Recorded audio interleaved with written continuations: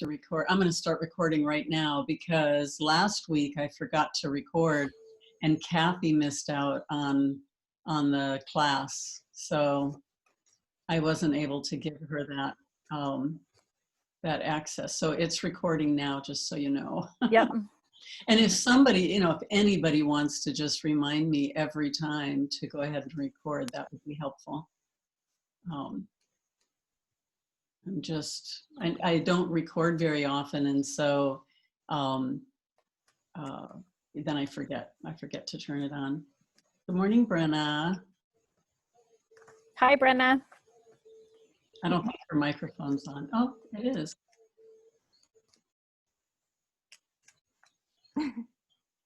We see you. Peekaboo.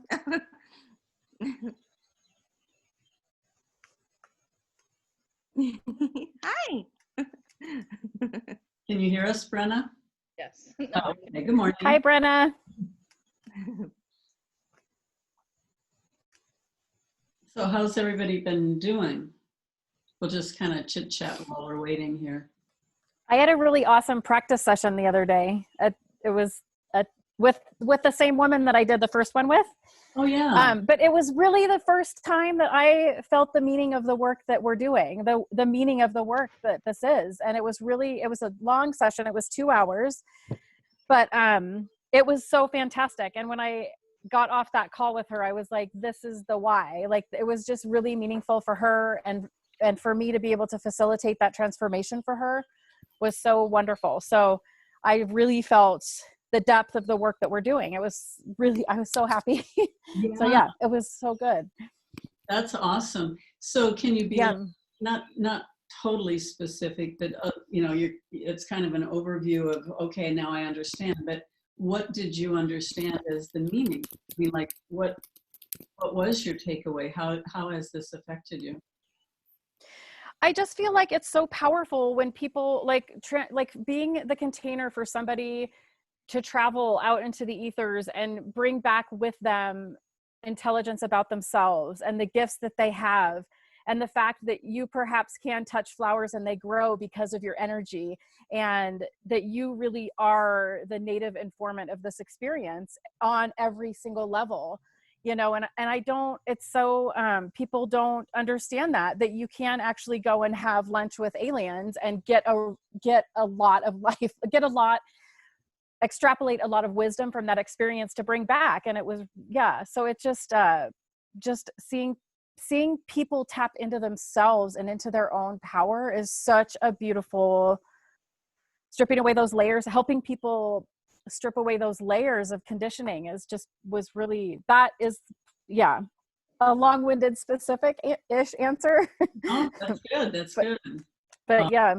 Yeah, I know. It's always just a beautiful experience from the therapist's point of view, because first of all, you know, we have the benefit of, you know, or the honor that people allow us in to share those things. And not every client will, because they're used to holding back, but just that honor, but then to see the changes and see the, you know, the benefits that they're getting, and also just to go on the journey and into their imagination or into their past life experiences. Yeah. Whatever that is, it's like, it's always, you know, Disneyland. Hi, Lisa. Yeah. And I did find the second time around, she dropped into trance like much sooner and really just went there. So I think working with people past the first experience is better.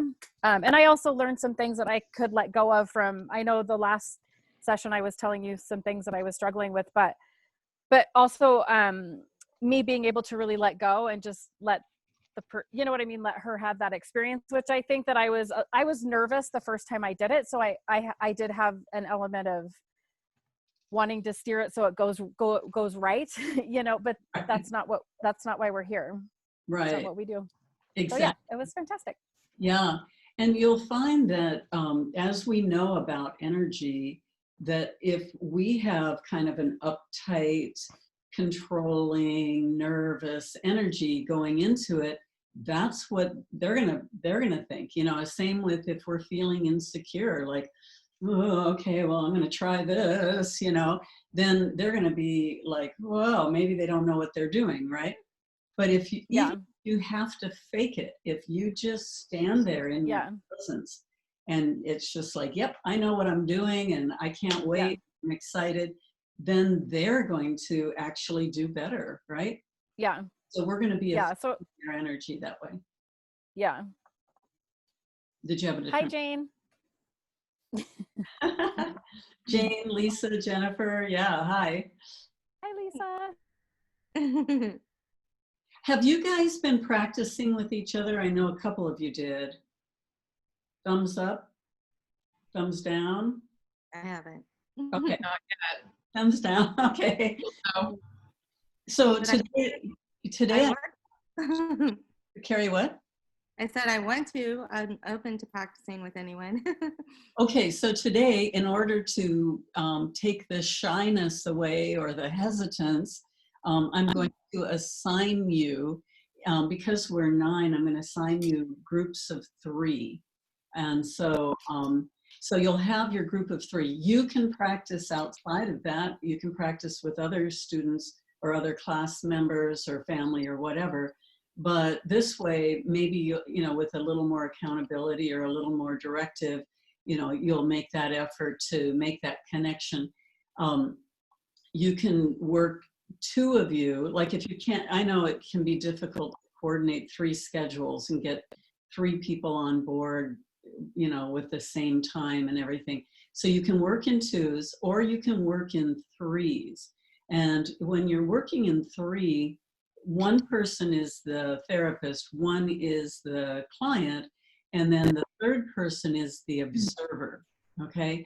And you may think, oh, observing, that might be a little boring, but actually my students have come back time after time and said the observing position is actually really fascinating because they get to see the questions somebody else would ask.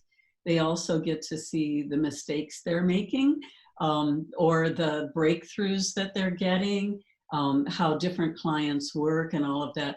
So if you're the observer, you can still, with any of these sessions, you can turn in the practice records for me. And then if you're doing that, I don't think there's a line on there that says, who did you work with? But you can say, I worked with Jane or I worked with Brenna or whatever. And that way, then when I see theirs and I see yours, I can put it together. Oh, I see, here's where this one thought it was a breakthrough, but this one thought it was a challenge or whatever. So it'll be interesting to see the different perspectives about what happened. And of course, you can always, at the end of your session, you can do your debriefing too. So at the end of the session, you can say, okay, here's where I was challenged, or what did you think? Or, give me some feedback, that sort of thing. And it's going to be it's going to accelerate your learning and your skills to do this, especially with each other, where you can get that feedback, right? So, okay, so here's your groups. And let me, if you go to, does everybody have the Google sheet up by any chance? Let me go get mine. So on the Google, on our live call schedule, where you have your name and email under classmates, I've colored in your names. So Carrie, Kathy, and Brenna are the yellow group, and so they can connect and work together. Lisa, Katie Marie, and Carol. Lisa and Katie Marie, I think you're both in the same time zone. She's in Ohio and you're in, where are you? Where are you?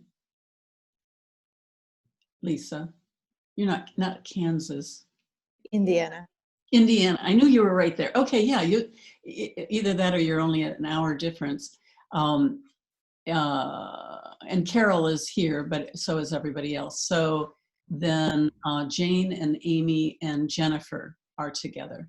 Actually, well, no, Amy, you're coming back Friday anyway. I was going to say maybe I should put you in that other group, but you guys can reach out. So So anyway, I've told you who your group is, but you can also look at that sheet and see what colors match. But then again, like I said, if maybe somebody in the group just doesn't have the time, or you can't coordinate the time, or it's just not working out, just reach out to someone else, although they will have a couple of partners too. Any questions about any of that? No? Yeah, I'm looking for that link for the Google Docs. I think you sent them a long time ago. I have to go back and go through all of them unless we have like a quicker way. Yeah, you can just go straight. Do you have a Google Drive? Do you have your own Google Drive?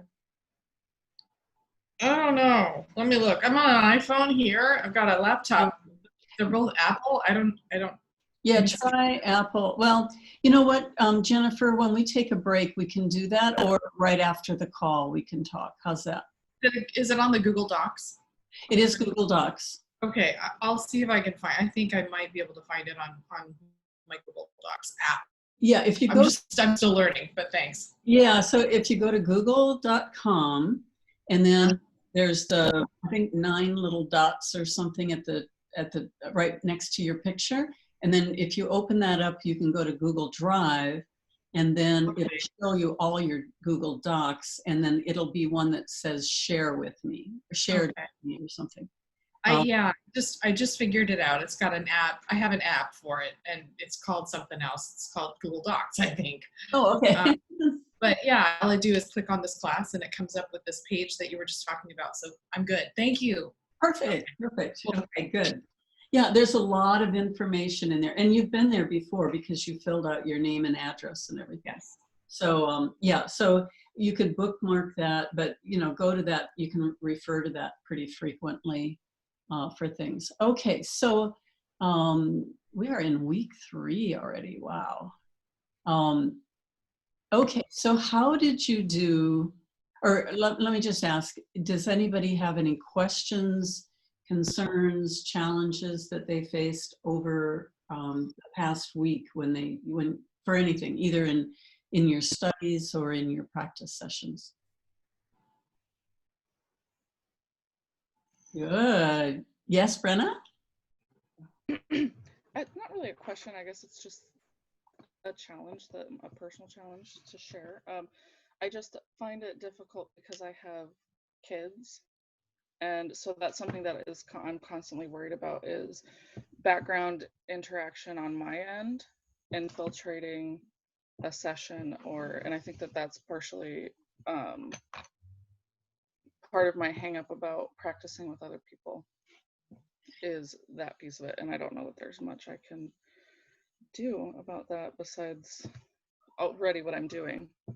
So, right, like right now, I mean, I don't know if they're making a lot of noise, but do you have a room that you could be in that you can close the door, and do they stay out? Most part. I mean, it's, there's always the chance that they might come knock on the door. And even something like that, I would be worried about, they're not going to come barging in here because I have it locked. Okay. But I guess I'm just worried about how fragile, and I'm not that confident yet that I'm not confident of, keeping that bubble strong enough to,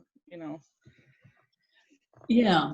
And that will happen in that situation, just because, the minute there's all that energy going on, I think kids just subconsciously are drawn to it. Or if there's a period of time when they haven't made contact with mom, right? They need to touch. Their internal things go off. Yeah, exactly. So one way you could maybe do it, I don't know, but you might be able to use a headset where the rest of your environmental noise might be, at least reduced, because you'll just have a little microphone rather than the whole computer trying to pick up everything. So that might help.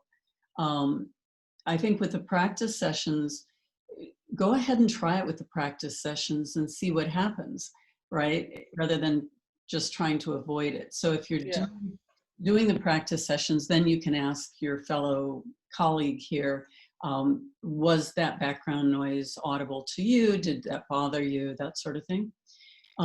But I have an office here on the lower level. It's a daylight level, and there's what do I want to say, a public trail that goes right here, just beyond some trees. And on the other side is our neighbors. And every Thursday, well, actually now it's almost every day, but there are certain days when they come and they start, trimming the hedges, right? And I might be in the middle of a session with a client, and suddenly it's, or something. And I've had the exterminator come and walk by the window and peek in, and the client is like, "Who's this guy?" Right? But for the most part, it doesn't really make a big difference. I mean, I've had, various noises in the house. You try to eliminate. In fact, I worked with a client.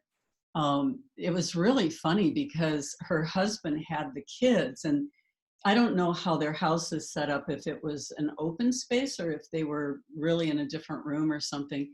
But I could hear them yelling louder and louder and pounding on the door, and then, and just getting louder and louder. And she was just in trance, ignoring the whole thing. But, but we had I think it was an hour session, but about 45 minutes into it, she just opened her eyes and she goes, "I have to go take care of this." That is I said, exactly what I would do. yeah, I get it. And so then she went off, and, everything was silent.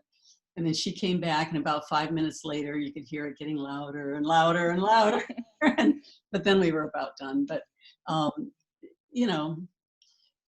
on your end of it, if it seemed like it was getting obnoxious, and if you talk to the girls before and just say, this is what's going on, this is what mommy needs, right? And if you can be good, there's a cookie in it for you, or maybe a trip to the park, not doing the food connection there, but maybe you can get them to behave. But if not, you can ask your client, you just kind of get them into a space where they're processing, and say, I need to get up for a moment. And so I want you to just continue to process, and just, take your time processing, explore this or that, whatever. And then get up, go answer the door, give everybody a kiss, just go, okay, 10 more minutes, and then lock yourself in again. And maybe that'll be enough. Yeah. There's times, well, in the office, I usually do 2-hour sessions. On Zoom, it's usually more like 1 hour. But in the office, there's been times where suddenly that coffee and that glass of water are going through me. And it's like, and you're hanging on and you're trying and you're thinking, oh my God, I'm not going to make another 15, 20 minutes. Right. And so I'll tell my client, I'll just be sure I get them into a place where they can really process, and they have things to think about. And you'll see as you're being worked on that quiet time is actually really productive. It's fine to do that. And then I'll sneak out, and close the door and go and do my thing and come back and sit down, and I'll just go, okay, and what have you learned in that time period, or what have you been experiencing? And we just pick up where we've been. And the same with clients that, maybe need to go to the bathroom in the middle of the session.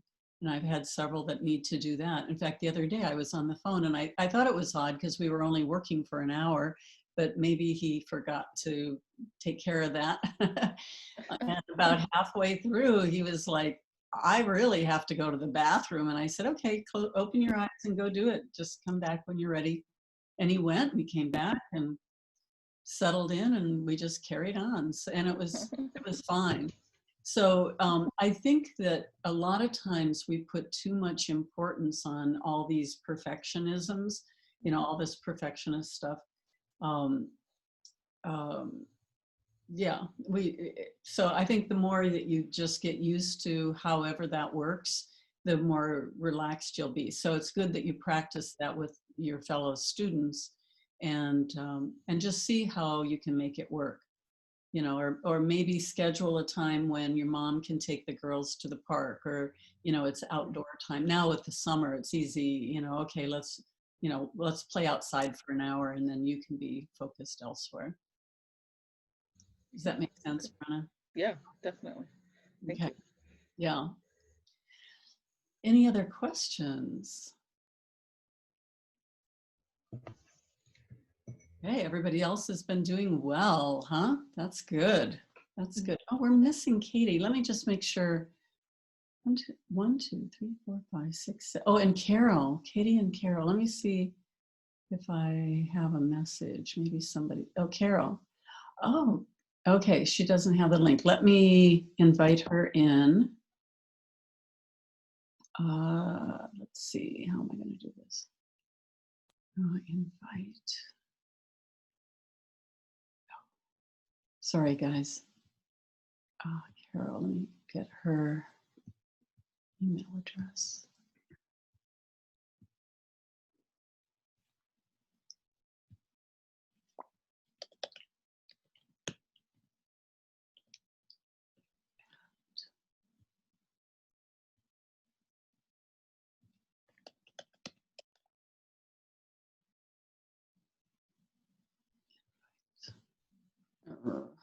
Okay. Sorry, guys. Oh,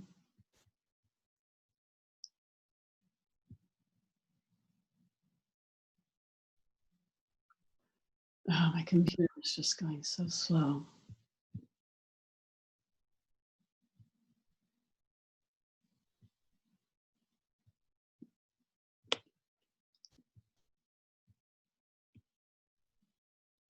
Okay, let me see if Katie did anything here. Katie, nope, I don't see her. Okay, Carol should be joining us any minute here. Okay, let me get back to you. Okay, there we go. Okay, so any other questions? Doesn't seem like it. Okay. All right, let's look at what we have going on. Oh, how many people have practiced the new techniques for this week? Read through it. You've read the I didn't practice. I read it. Okay. Lisa, you look confused. Do you know what I'm talking about? You mean object imagery? And Yeah. I barely had time to study it, but I have practiced object imagery in the past or something similar to it. Oh, okay. So, Oh. yeah, and role modeling and future pacing. Okay, good. Mm-hmm. Hi, Carol. Sorry, guys.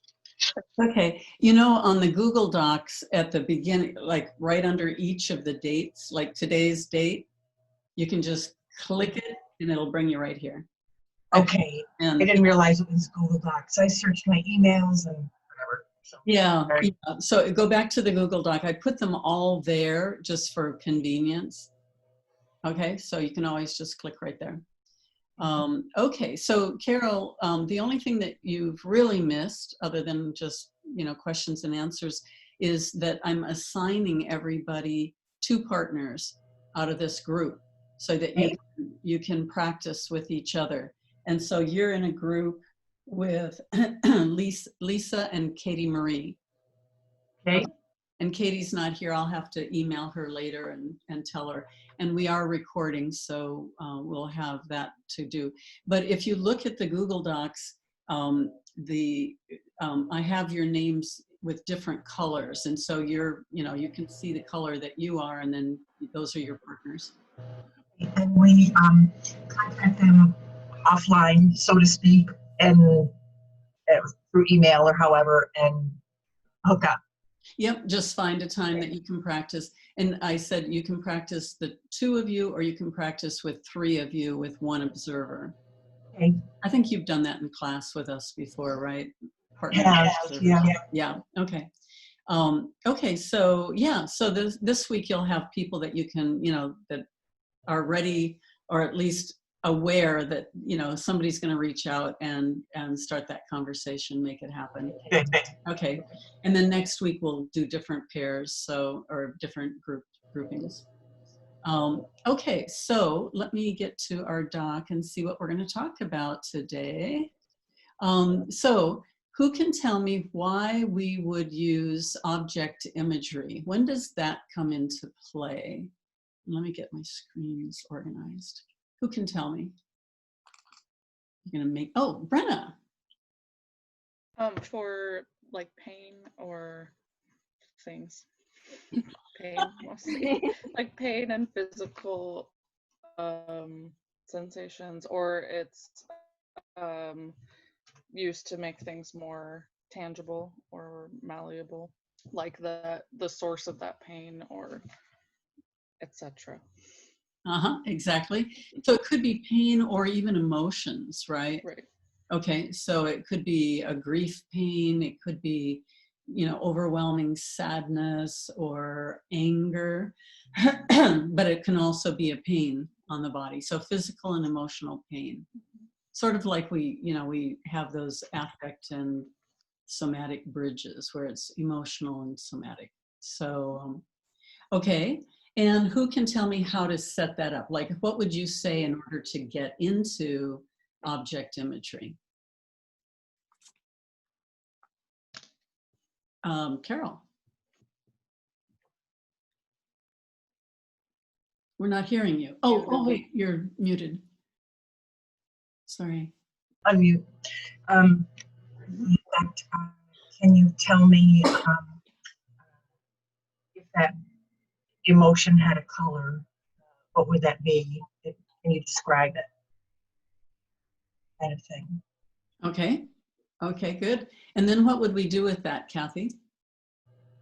Well, oftentimes when I've used this, I've asked them first to identify where in their body there's that sensation, or if it's an emotion, where they're physically feeling that if they can. Okay. And then allowing them to describe it, as Carol said, and if they can give it a shape, a color, some kind of objectivity, because it seems easier to then deal with an object than something that's an emotional feeling or a pain that you can't put on your hand and say, oh, this looks like a, you know, a cartoon character. Mm-hmm. You can allow it then to have a different energy to it, so that they can find a way through healing by perhaps giving it a funny voice or silly shape or something that's different than the reality that they're experiencing. Right. Okay. Right. So we can either make it bigger or smaller, more intense or less intense. We can change the color, the shape, the texture. We can blow it up or bury it or send it to the moon or whatever we want to do with it, right? So it's, like you said, it's more tangible to work with. Okay. How about inner child? When would we, or yeah, under what circumstances would we use inner child? Carrie or Amy? Carrie, do you know? Carrie, we'll start with Carrie. Okay. If the client's responses or language seem less mature than when you were talking to them, and or if they want to release or clear traumatic times in their life, or issues to be resolved that were from an earlier time in life, or they feel that there's a certain part in their time that they want to focus on. Mm-hmm. Okay. And how would we set that up, Amy? You set up the inner child by having the client go in and start having a discussion with the child about what the child needs. And then you go from there. Take it back a step. So you have a client, they're in trance, and you want to now put this protocol into action, what would you say to them that would help them, guide them into inner child? So you asked them to go back to the first time that they initially had experienced the anxiety or initially had experienced whatever the symptom of the trauma is. Right. So you go back to the beginning and then you can work your way up. Exactly. Okay. So we might go back to the initial sensitizing, or if it's just, so a version of inner child would also be, maybe they said they had something happen, maybe they went through a divorce and they are, upset about something that happened when they were 35 or 38 or something, right? And so maybe we don't have to go back all the way in the beginning, we can just go back there. But then it may still indicate, well, now it's bringing up father issues and now we need to go back to 5, right? Or if they're like, maybe Carrie said, or somebody said, they're talking like from a more immature place, then you might just say, how old do you feel when you said that last sentence? When you're talking like that, how old do you feel? And then they connect with that age, and then you can go back there too. So just in addition to what you said, Amy, which was good. Kathy. I have a question. When I've done this in the past, and it was very recent, as you and I had discussed, I asked the client to just imagine being with or sitting with or holding that inner child at the age they may have been with the initial sensitizing event, or when the initial trauma or negative emotion perhaps occurred in their life, so that they got a sensation of actually supporting that younger version of themselves by sitting with or holding the hand of, or something more physical. Is that not where you'd want to go to begin with? Is that like, well, that would be step 2, actually. Yeah. So yeah, so in the beginning we're going to ask them to go to that age, but be with them, not to be them. That would be age regression. That would be regression if you became 8 years old or 3 years old or something. But in this case, yes, I would say imagine holding the little 2-year-old on your lap, or imagine sitting with the 12-year-old, or sitting down to tea with the 20-year-old, or whatever it is, whatever age and whatever seems kind of appropriate for them to do. And then from there, we would find out what it is that they're experiencing, what it is they need. And this is really nice too, because we don't have to have all the details. They don't have to say every little thing about their sexual abuse, right? All they can say is, I need support. I need somebody to see me. I need somebody to get me out of this situation, or whatever. So they can do it more as an overview, and we don't have to have those details, which for a lot of people, that's a much better way to go through those traumatic experiences, is what can we just do to really support that younger version of you? So at that point, you're going to be doing a lot of different, I am typically just facilitating the conversation. You have to be a little clever. You don't have to be over clever in anything you do, but just helping them, in the beginning, it would be just, what is it they need? And then they say, and then what can you do for them? And then you do it. Sometimes it's holding them, sometimes it's telling them things, that sort of thing. So what else do they need? What else can they tell you? What else can you do for them? And you keep that going. And then, let me think if this would be next, if there's anything else. Yeah, so, applying all the things that you can do. Sometimes it's, assure them that this hug that I'm giving you now is eternal, that anytime they want a hug from me, they can come back to this moment. Or, I'll be there for you always. And oftentimes there's conversations like, um, tell the little girl that you're her from the future, and you know that she's survived this. And a lot of times the child, and that word survive oftentimes comes in very handy, because telling the child who's in a very abusive situation, for instance, telling them that they will survive it and they're going to get out of it, it changes everything, because they're in it. If it's really bad stuff, I mean, sometimes it's just, my dad looked at me cross-eyed, or he didn't give me enough attention, which are bad enough, but sometimes it's really bad, and a child really doesn't think they're going to live through their childhood. And so assuring them that that is true, that, I'm you from the future, and I know you lived through this, and not only that, but you go on to do these amazing things. You got your college degree, or you have your own family now, or, I know you grow up to have this great job, or, all these talents, or whatever it is. And that little or younger person sometimes is just shocked. It's like, I didn't think I'd ever get out of this. And I didn't know I would turn out to be so amazing like you, or whatever.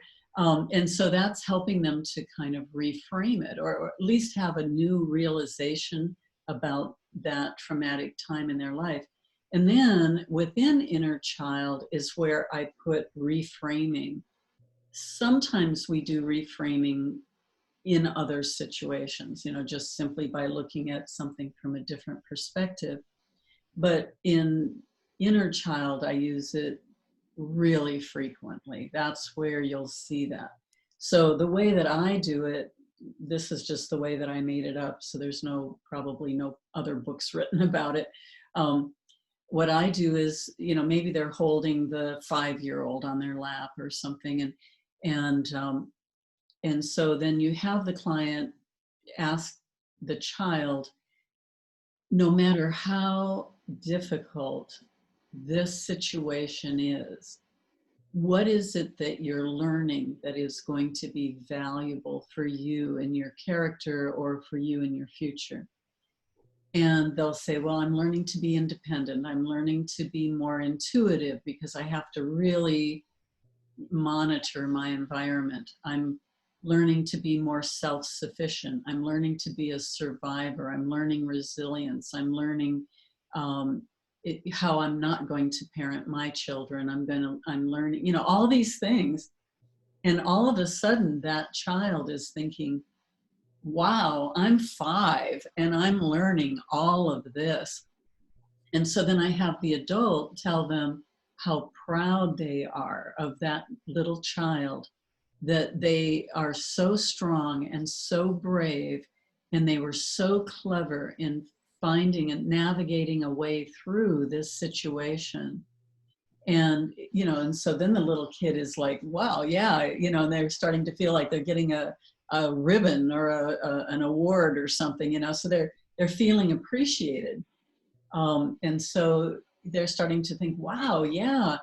And so then, it depends on what the situation is, who the child is, what we're trying to accomplish. But then the adult could thank them, they appreciate them, but they could thank them and say, because you were learning these things, I'm now able to do this, right? And so really encouraging the child to look at it more like a mission, like, okay, I'm going through this because my soul needed to learn this kind of courage, or I guess and maybe there's some past life work you can do to see, why did they come into this situation? What are the learning lessons? So, there's a lot of flexibility there as to what you're going to do with that. But that moment that you do at each stage, maybe at 5 and then 12 and then 15 and 21 or whatever, and doing that reframing at each stage, I've seen the little child absolutely turn 180 degrees on how they're feeling about it. It's just like, yeah, I got a mission here. I've got to really pay attention. Now I can see my parents from a different perspective, that they're just, acting out their childhood abuse. They're just acting out the best they can, even though it's really flawed. But I can be strong and brave, and I don't have to play that game, or I don't have to feel less about myself because they're putting me down. Their opinion of me has nothing to do with who I really am, because they can't see me. They're broken, right? Or whatever it is. So we can change that whole thing so significantly that then the child just wants to go off and play. Sometimes there are also some other techniques that you can help the child with, like not having to be belligerent and stand up to the parents. It's just like, what? Or not showing all your gifts, not flourishing. You can just keep it quiet, because maybe the parent doesn't want to see that independence and feel like the child is doing better than they are. So, maybe it's okay to teach the child, just, play it chill, but you can kind of hide your big bright self, because your parents really can't deal with it, right? So but don't hide it from yourself. Don't lose that. Don't throw it away because it's dangerous, but just to keep it more private. And so you could teach them strategies how to navigate through that. So, yes, Carol. As you were going through that, in my head, it seemed a natural chair therapy. You're kind of coming in and out. So yeah, kind of stay close. Now, better? Maybe. A natural transition seemed like chair therapy. No, we're not hearing you. I don't know. Not muted either. No. I may just come into the session on my iPad because it's better. What are you on? Your computer? I'm on my big computer, but my iPad has better reception for whatever. If you want to come back, you can, but go ahead and try and answer your question. Okay. The natural transition seemed like it would be chair therapy. It could be. It could be. So chair therapy could be the next step. If the issue is with the parent, certainly, yeah, with the mom or the dad or the ex-husband or the boyfriend or whatever, then you could go, you could transition to that. It's not always the case, but that would be a likely case, yes. Okay. Okay, you want to go and come back? I think so, because if you can hear me, and I noticed that my computer, whenever an email comes in, it makes a noise. I can't mute it without muting everything, without muting your voice. So okay. Bad technology. I'll watch for you coming back in the waiting room. Thank you. Kathy. This is the one technique that I find myself plunged to not lead the client. Even in the beginning, as I was thinking about it, I'm asking them to, imagine sitting in a chair and holding that child's hand or holding the child. It would be better to say, and what does that child need? And if they say, well, I don't know, it's like, well, if you were to know, would that be less? No, none of that's really leading. I mean, the asking them to hold the child is guiding. Okay. You're not saying, well, the child has their arm up around your neck, and they can hold it any way they want. But there are times when we need to use our language to guide them into that protocol. And so we have to. Maybe in some cases it's a little leading, but it's not dangerous leading. It's not telling them that, their child is kicking and screaming and crying or something. You're just saying, hold the child. What do you notice, right? So, you're just getting them into a picture where they can, do what we need them to do. Does that hold true then for when you're later in that therapy where you're talking to them about all that they've accomplished, is that more guiding when you're helping to reassure that child to be amazing in what they're doing and identifying those things? How do you lead them? I mean, because obviously, say this is now a manager of a Fortune 500 company doing amazing things and still feels very broken by what happened as a child, and I say, and that child then grows up to be amazing, powerful, independent. Is that guiding or is that leading? You're not telling them anything they don't know, right? Right. Okay, so you're just kind of reiterating what they know. Right. And I'm not telling them what they learned as a child. I'm not saying you learned resiliency, etc. I'm saying, what is it that you recognize that you're learning? How are you changing and strengthening characteristics within yourself? Now, I may ask them, do you notice that you're more intuitive, or did you notice, because if they miss some things that seem obvious to me, but I don't tell them, but I might ask them, might you have learned, to be more intuitive, or to be more self-sufficient, or this or that, and then they'll go, oh yeah, I did actually, so it just sparks their memory. Okay. Jennifer, yes. So if just from my own personal experience of having had many different therapists along the way throughout the years asked me to get in touch with my inner child. Not everybody has a soft, warm, fuzzy feeling towards their inner child. Uh-huh. A lot of people, especially people with addiction issues, self-destructive issues, really don't like themselves and look at their inner child like somebody they don't want to touch. They don't want to put in their lap. They don't want to give love to. They're still rejecting the person that their parents rejected. Uh-huh. I think in just my own personal experience, if someone had, just assumed that I would be this warm, fuzzy person who would want to reach out and grab my inner child's hand and put it in my lap, I would feel overwhelmed with rage and anger that someone would suggest that, only because it would remind me that I'm not like everybody else, that I don't have these warm, fuzzy towards myself. And that would be a whole level of complicated feelings that I may have trouble expressing in that moment, because maybe I have shame about that.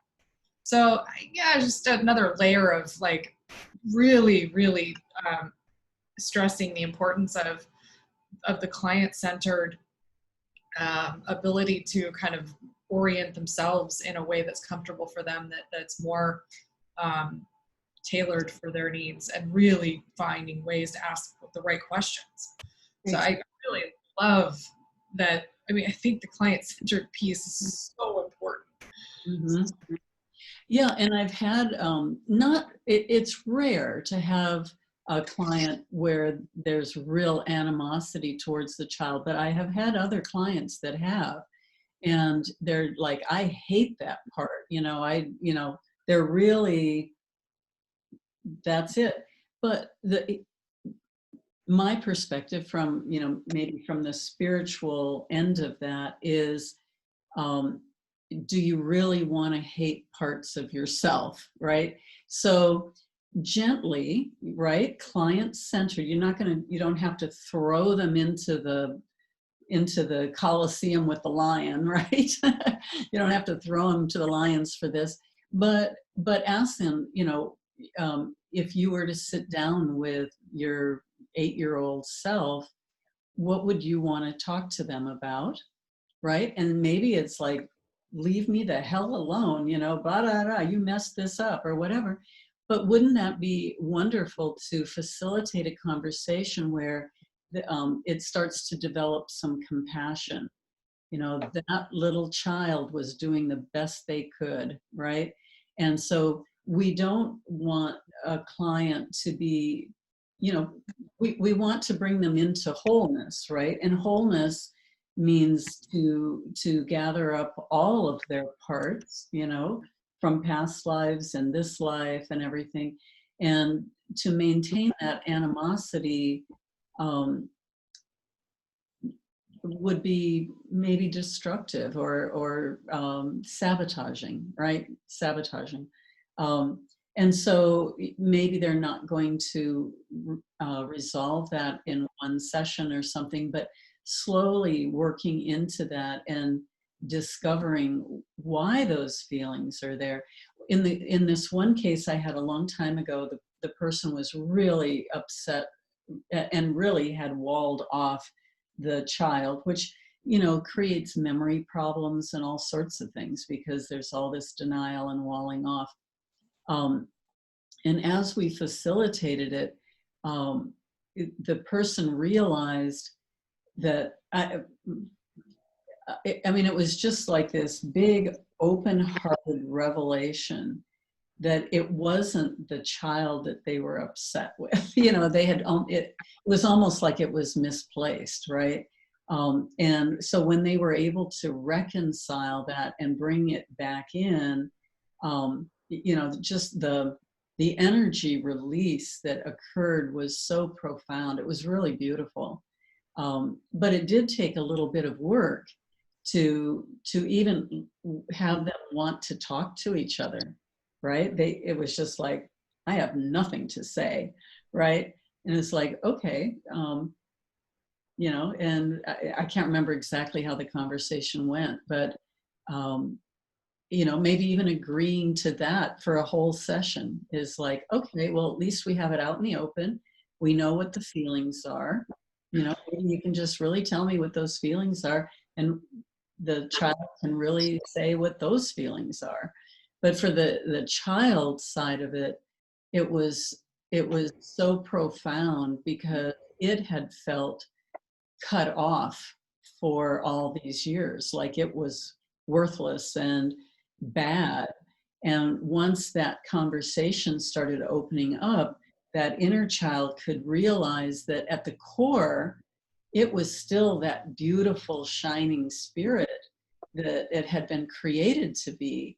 It was all this external stuff that had come on it that made it bad, right? And so then if we could take those layers of that external experience off and come back into that core radiance and that core energy, then that connection between the core of the adult and the core of the child could connect, right? And they're realizing we just need to take all this mud off of us and these fingerprints and this other slush, right? And get that off of there to come back into that, into resonance with that core harmonic with, you know, because it is that same person. So if you don't like the inner child, there's a part of you that you're not liking, and that just can't be healthy moving forward, right? But that's a great point to bring up. What? I was just going to say, it's probably not even conscious. Most people aren't even in touch with that stuff. So you get them under hypnosis and they think they're going to do some deep work and they're going to love their inner child. And then this comes up and it was a shock. I mean, it was for me. Right. Exactly. Mm-hmm. Exactly. But once you're on the other side of that, it's just beautiful. And, you know, that's the thing is, you know, the darker the issue or the more profound, we'll call it negativity, then when the breakthrough happens, it's just like a bigger bang, you know, it's like, wow, you know, rather than just, well, you know, I'm kind of irritated by this. And then you fix it and it's like, okay, well, yeah, I feel better. But having those breakthroughs for those bigger issues are really amazing. Which brings me to the point that it's real important that we hold our energy really strong when we're working with our clients. You know, I call it my deep pool of my deep loamy pool, you know, or this cauldron, you know, let's go dive deep into this juicy, loamy stuff, right? And so when people bring me these issues that they think are breaking them, or, you know, it's the last straw, and, you know, my life is a wreck and it's a mess, it's like, oh, I'm so honored, and congratulations that you found out what the last straw is, right? That's a good thing to know. And I'm glad you brought it here. And so let's work with it, rather than me going, oh man, no, I'm not going there, right? And I've had students, but I've had other therapists too that have said, you know, I'll deal with anything, but don't bring me sexual abuse. I can't deal with that. And it's like, well, then that's a good place for you to start doing your own work, right? I was going to say, isn't that just asking for it to walk through your door? Right.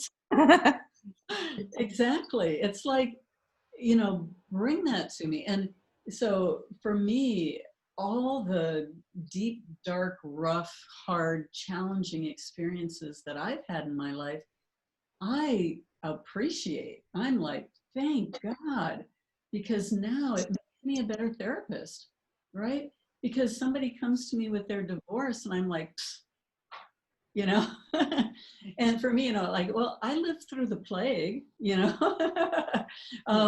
I lost 3 children and a husband in battle in the 500s, and I remember every drop of blood, right? Or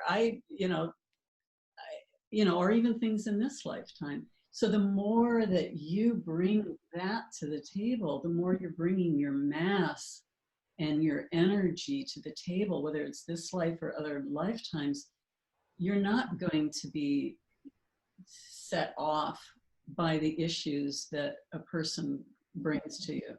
Now, you don't want to laugh at their divorce. Oh, that's nothing.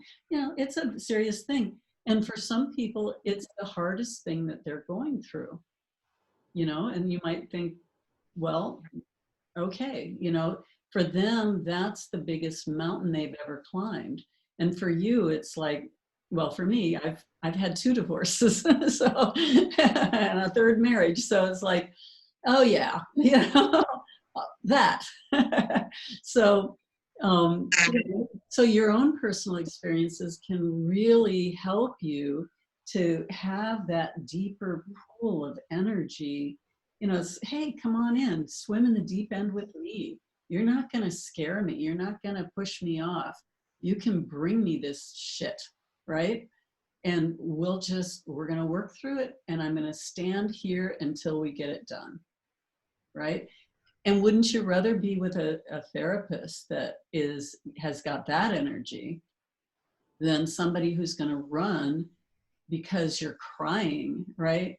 So a lot of times, you know, either a student will say, oh my gosh, you know, my client started crying, or even when I was being trained, you know, we were trained a little differently than I'm training. When people cry, it's like, wow, that's beautiful. That might be the first time you've cried in years, and you're doing it here. I'm so glad that this energy, you know, supports you and allows you to have that moment to release, right? You know, or whatever that is. Usually it's maybe a crying thing. I don't get nervous like, oh my God, I've got to fix this for you. For me, it's like, maybe I need to push them a little deeper. You know, let's make it worse. Let's make it just a little worse. You know, we don't have to throw them in, you know, and put a cement block on them too, but let's just make it as worse as they can handle it today. Why not? Let's get it out. Let's, you know, I'll sit here with you. I'll sit here with you, and let's go there. And then when they come back to their normal life, it's going to feel so much better, right? It's sort of like, you know, if let's say you're doing yoga and you do a stretch and you go, oh my God, I'm really stretching, right? And then you bring it back and you go, okay, well, I feel a little looser. I feel a little better. And then tomorrow it's like, oh, I can stretch a little further, you know, and you bring it back and you go, okay, yesterday's stretch doesn't seem so far anymore, right? So if we can stretch them in that difficult thing, and for me, it's like almost like fractals. Does everybody know what a fractal is? A fractal is like if you take point A to point B and you put a third point, and then every point you put it in half again and put another point. Look up fractals and see, because you can see some of the most beautiful artwork on the planet is fractals. But for me, my work is sort of like, okay, a different way to look at it is if my energy is water and they are a sponge, right? So they have all these little holes and we're putting this energy in. And so we're kind of poking around. And it's like, oh, we can go here too. Let's poke here. Oh, we can go here. And we just keep kind of going in and we're kind of exploring all the little holes of the sponge, right? Does that make any sense? So, you know, that watery. So when I'm working, I'm thinking, you know, here's this person presenting this. And so I'm going to come in and I'm going to see, what is this? You know, what questions can I ask that we can kind of open this up? And then, you know, maybe something else opens up and I go, okay, well, let's see what's this. So I just kind of keep going in and kind of pressing out and looking, okay, what else is there? What can we do? And fixing things along the way, if that makes any sense. Lisa. Following that point, I have a question about inner child. So let's say, for example, I want to guide the person into inner child, and I ask them about the first time that they experienced that sensitizing event. In my experience, a lot of times they jump right into a past life. Okay. If I ask something like that, at that point, would you just follow them through the past life? Sure. Or guide them? I would just continue what they're doing. Yeah. Okay. If that's where they go, then their subconscious mind must need to go there, you know. To go. Okay. Yeah. And so maybe that is where it is, and whatever's happening in this life is just triggering the initial sensitizing, which happened in the past life. So if you're saying initial sensitizing event, and they're in a nice trance, they might go into a past life. If you say, you know, so it depends. If you really want to work with this life, although past lives are so much fun, but if you really want to work with this life, you could say, can you go back to the earliest memory in this life where that feeling, or when you remember being set off by that or something. So you could direct it a little bit if you really want to stay in this life. But if they're going to a past life, then what you want to do is at the end of that life, you want to ask, how does that pertain to the issue that's happening in this life? Right. Because there are people that would just say, don't do the past life stuff. You know, some people are against that. Oh, you mean your client. Mm-hmm. Oh, well, then if they say, you know, I don't want to go there. But they find themselves there anyway. So then you could say, well, we could look at that as a metaphor. But what you want to do, if they say don't go into a past life, then just change your language. Just say, go to the earliest age in this lifetime where you had that experience. Okay. And so they may not pick up that you're really directing them to an early time in this lifetime, thinking you're telling them what to do, right? But really you're programming their mind to take you to an earlier time in this lifetime. Gotcha. That's super helpful. Creating that boundary for them. Yeah. So since we're talking about crying, I'm going to teach you oh yes, Carol. The concept of what you were just talking about, someone who doesn't want to go to a past life. And then if you say to them, go to the earliest time in this lifetime, doesn't their subconscious think in this lifetime, or I don't understand how you're programming them for the past life and they don't realize it. No, we're programming them to not go into the past life. How does the mind reconcile something that is clearly in a past life, or maybe it's not? It's just the way we frame it, but the same issues come up.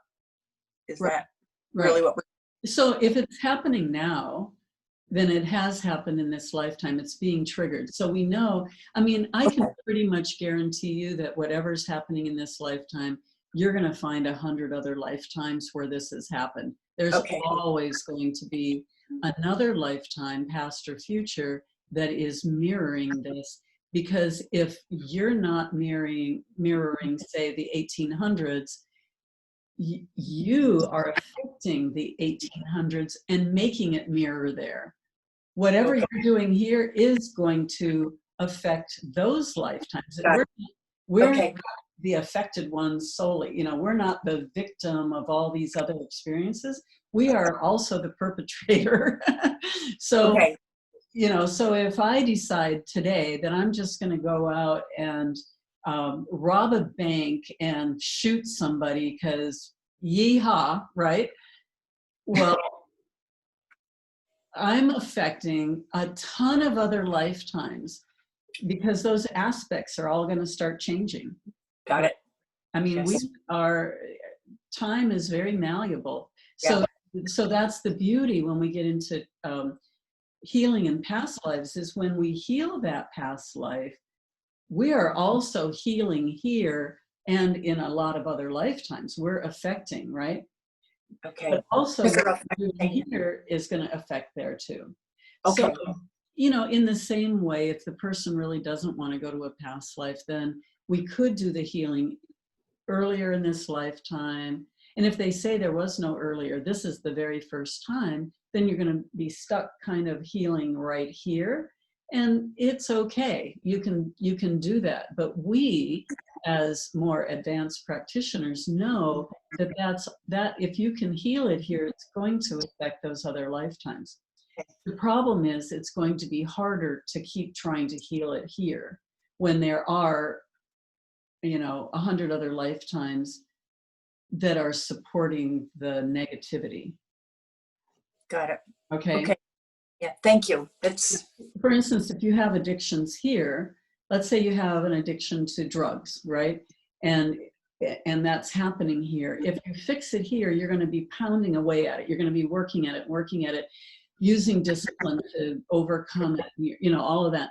If you go into 100 different lifetimes and correct the addictions in all these lifetimes, it's going to be a snap here because you don't have that weighing on you. You don't have that influence coming at you from all these directions.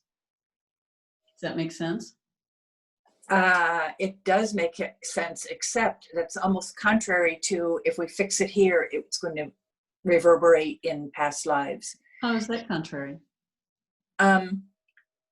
It's just going to be more work if you only do it time. It still can happen. It just is, it's kind of like you keep cleaning the wound, but you're not getting to the real infection. Got it. Okay. Exactly. Because I'm healing here, but 100 other ones never got healed. That influence, maybe they're thinking, oh, I need to stop doing the drugs. You know, maybe they're starting to get it, but it's not as effective because they have to do it in their own process through their life, right? They might start getting the influence, but how are they going to do it? But we zap in there, we can cover maybe 5 lifetimes in 2 hours, or maybe, and so 5 lifetimes, bam, we've healed, right? And then next time, 5 more lifetimes, bam. And then we can start working on today. Yeah, lightens up. Okay, thank you. It's so much easier. Thank you. Yeah, that's what I mean. Okay, so I'm gonna, yes, Amy. So is the best approach in treating, or not treating, but is the best approach with addictions past life then? I wouldn't do it without past true? lives. Yeah. I mean, I would do it if they insist you can't,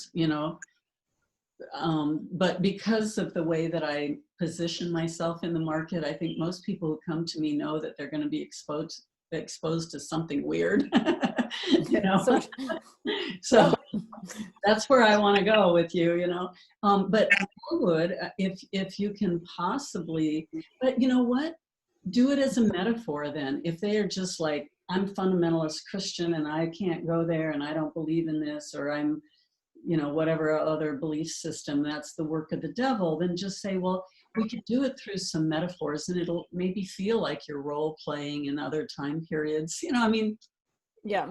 You know, if they don't want to believe it, but oftentimes once they've done that a few times, they may come back and they may think, oh, that's kind of weird because it felt like I was really there, you know, and they may actually soften their attitudes towards the past lives. Okay. So, okay. Any other questions? And I'll teach you another technique. Okay, this is a really cool technique. And some of you who've been in the classes know this already. So when somebody's having an ab reaction, maybe they are so angry, so jealous, or crying. You know, like with crying, I let them cry, let's cry, let's cry. But there's at a certain point, somebody might get to where they're hiccuping and snot is rolling down their face and they can't breathe. And, you know, it's just like, okay, you know, this is pretty extreme, right? There's this technique that we do. I don't even know what the name of it is, but what I do is I use about 3 fingers. I'll take my glasses off. I'll get up here. And I put them what I call the corner of my forehead. So from where it goes across to where it comes back is the corner, right? And I lay my hands here and I would just lightly stretch, just lightly. So this, it would be the feeling if you were to put your hand, like your elbows on the table and you just sink your head into your hands, you could do it that way actually. Or if I'm laying down, I can do it and I just put my hands like that and let them just kind of relax. You only want to do this if you're having an ab reaction. So hold on, Jennifer. It feels good though, doesn't it? It feels so good. It's sort of like, I mean, my mom used to hold my head like that if I was sick, like in the toilet, I was vomiting or something. It makes you feel good. Or if you're sick, you know, and you're laying in bed and your mom would hold your head like that. But so it's kind of a natural thing, you know, if you get a phone call suddenly and there's been some disaster and you go, oh my God, right? And you that's just a normal thing to do. So there's a part of us that already knows this technique. But so don't do it if you're feeling good because you don't want to dampen this. But if you really have a strong negative feeling that you really want to get rid of, it's amazing. So how you do this with a client. So, well, I'll give you an example first. I was working with a client. I saw her every week and her husband had had an affair. And the first time she came in, she wasn't sure. I may divorce him or we may try to put it together 50-50. I don't know. And of course, I had to stay real neutral. It's like, whatever you guys work out, I don't know. And he had had an affair and blah, blah, blah. So we had been working over time and she had come to the conclusion that they were going to work out their relationship. They were going to put it back together. He had quit the extramarital relationship. And he was working out, it was all going to work out. Okay, so then she came into me one morning for her session and she said, you know, I'm really good with everything. It's working out, we're moving forward, you know, blah, blah, blah. But I can't get over the jealousy. Whenever I think of her or have anything that triggers me, I just am over the top. And she goes, I just don't want that feeling anymore. It's horrible. And so I said, okay. And so what I did, because in my office back here, I think you can see, I have a recliner. So my clients are typically laid back and then there's the wall behind them and I can't get behind them, so I can't do it there. Now the client can do it for themselves. So sometimes if the person is already, I'm trying to get my chair worked around here, right? Um, if the client is already in trance and they're laid back, I will take their hands and then help them to do this, and then they can hold their head. But in this case, we hadn't gone into trance. She was just explaining it to me. So I put her in my chair that I'm sitting in now, and it's got a headrest, so she could lean back just like this. If it's a normal chair, you could put a pillow at your belly, and they can lean back against the pillow. You know, just so that they're not leaning against you and your belly and your chest or anything. So you just have that cushion between you.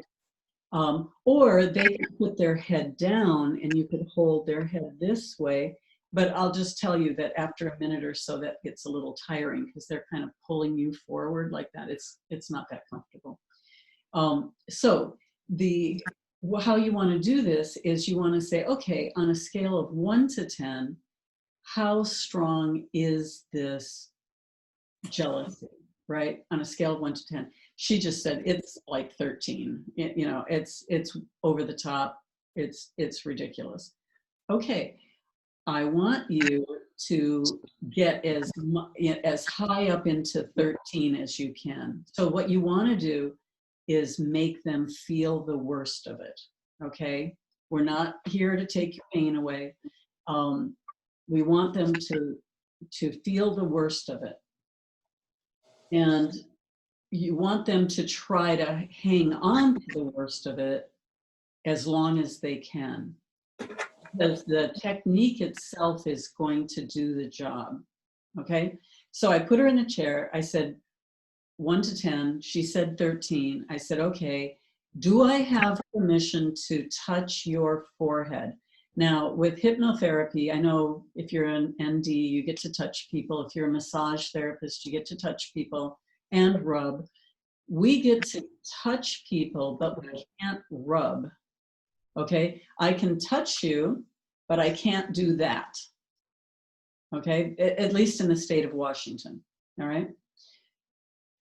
But for me, now there are a lot of hypnotherapists that do a lot of touching. They, you know, if you've read any of the other ones, they'll lift your arm, they'll touch you for the anchoring, all that stuff. I don't ever touch my clients.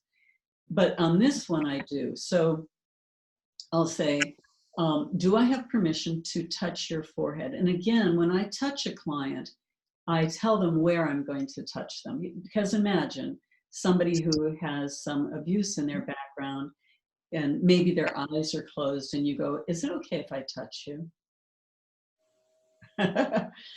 Their head may go to some pretty wild places, right? So you want to say, I'm going to touch you and where I'm going to touch you. So do I have permission to touch you on your forehead? Yes. Okay. So then I had her lean back and I said, hang on to that jealousy as strongly as you can. And I put my hands here and I said, just tell me when something shifts. So she's laying there and I have my hands on her forehead like that. And she's, you know, turning up this jealousy. And actually, I was saying things like, do you remember that letter you found? You know, do you remember, you know, what was her name again? You know, and just really, you know, doing the dark stuff, you know, pushing it in there, just really reminding her and keeping her going, right? And so she's going along and going along. And all of a sudden, you know, and it only takes like 1 or 2 minutes. It's really fast. And I could just tell she disconnected. It was just like, you'll notice that it's, you know, a client might just go, you know, something like that, or their shoulders relax, or there's just something that shifts. So I let go. And then I say, okay, what I do is I break state. So to break state is we just focus on something else. So, oh yeah, you know, pretty nice day out there today. Are you going to go out and work in your garden today? You know, what's happening? What's coming up? You know, oh, really? You got some flowers? Really nice. Okay, great. Okay, so now when you think of that jealousy on a scale of 1 to 10, well, actually, I skipped a step. So when I let go, I'll say on a scale of 1 to 10, where are you now? Right? Just right immediately. And so she might say, well, I'm at a 4, you know. Okay, that's pretty good. From a 13 to a 4, that's really good. Okay, then I break state, talk about the weather, talk about the garden. Okay, now I want you to, let's talk about this woman again. And, you know, I bring up the name and all this stuff and how do you feel and what's happening. And then on a scale of 1 to 10, how high can you get it now? And with her, I think she went like back to 9. I can get back up to a 9. Okay, go there. Go to a 9, lean back, and then I do this again. And we sit there. And then I'm, you know, feeding her ideas, you know, getting her to, you know, really stay connected. And then pretty soon I can feel again, it's just shifted. So I let go on a scale of 1 to 10. Where are you now? I'm about a 3. Okay, cool. Talk more about the garden or a trip they're taking or whatever is going on. What are you doing this weekend? Okay. And so then on a scale of 1 to 10, how high can you get it now? Well, it feels like I could maybe go to a 5 or a 6. Okay, try that. Okay, just get it up there. Keep thinking about her. Do it again. Shifts. Where are you now? I'm about a 1. Okay, and then we do the whole process again. How high can you get it? And then we get it down to a 1. A 0 or a 1 is where I aim for. And then once we're there and we talk about some other things, and then we come back to it. And in her case, in that one session, she was just like, you know what? It's in the past. It just doesn't matter. And she was totally over it, and it never comes back. So with this protocol, the feedback that I've gotten and the stories I've heard, if you're doing it right, that particular emotion will never come back, and especially not to that level ever. So this is like one of the coolest things, you know, if you need to deal with being angry at a neighbor or a spouse or whatever, and it's, you know, that you don't need that anger or jealousy, or you don't need this negative, you want to bring it back to where you can be more objective, then do this for yourself. You can do it for yourself. Okay, any questions about that? Yes. Yeah. Okay. So what about if we're doing it like a video, like online?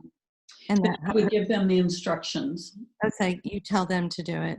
I haven't had to do it on the video on Zoom yet, but I would just tell them, show them, and it feels really good. I mean, you can do it just briefly to feel it, but you just have just the slightest, and it's the same, you know, like if you put your head down like that, it's just the same little bit of stretch that you have. It's really comforting. Okay. And you may know this, but somebody who was in acupuncture told me that it had to do with like the meridians that connect to the amygdala or something. Jane, do you have any clue about that at all? I was just wondering the same thing. I was going to say, why do you think this works? I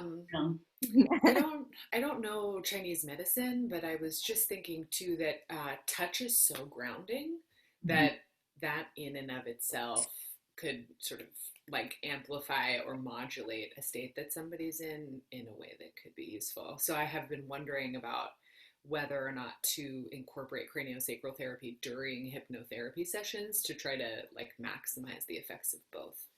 You could. I will say I don't do that, but I've noticed that sometimes when one of my kids is having all of my children are very emotional, and 2 of them have Scorpio moons, I'll just say that. Okay. And anyway, sometimes when they're just, you know, beside themselves, and there's not really anything I can do except let them feel that, and they're just, you know, up crying at me, and I just like, you know, I'll just keep rubbing their head like that. Yeah. And they're just like, oh, like I kind of like that. And then once I stop, they're like, no, I'm mad. And I'm like, oh, just, you know, kind of do that. So I'm wondering if I can kind of tailor that kind of thing. It would be perfect. I wish I knew this when my kids were little. Yeah, but they're just laying there doing it. What I did when my kids had temper tantrums is I just got down on the floor and started having one too. That's what I've been doing. Beating the floor and screaming. Do you do that too? Yeah, you probably saw me do that at some point. I know it's the gallbladder meridian, and that deals with anger issues. This is gallbladder meridian? Oh, there you go. Okay. But yeah, the kids would just start laughing. They'd look at me like, what the hell's wrong with you? And it'd be like, well, you look like you were having so much fun. So I wanted to try it. And it was just like, oh, this was great. You know? Let's do it some more. And then they gave up having it. Unless they wanted to be entertained by mom.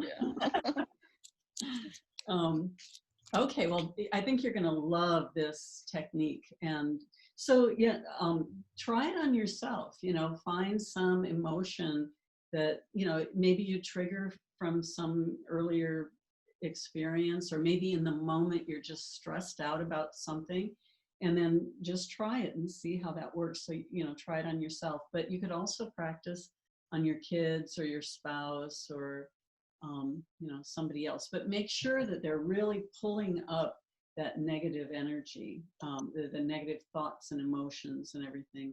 And then they can release that. But, you know, it would work on grief, jealousy, anger, all of those things. Can I ask a question, Mary Lee? Yes. Are you familiar with the emotional freedom technique, the tapping method, Yeah. like the karate chop and the... Mm-hmm. Do people incorporate this into their hypnotherapy practices ever? I know people can like just build a practice around that technique. Right. I use it in my practice. I went through a period of time where I was using it a lot, like with every client, and now I use it just occasionally. So yeah, but I drew out a little diagram with instructions. So then we do it in the session, and then I give them that to take home, and I say, keep doing it at home. So how I incorporate it, because, you know, just because of the way it is, I'll do everything in the session, and then I'll bring them out of trance, and I'll leave maybe 10 or 15 minutes, and then we'll just finish up with tapping. Or if they come in and it seems like we're not going to get anywhere until we can, you know, kind of clear some of this out, then we might start with the tapping, and then I put them into trance and go.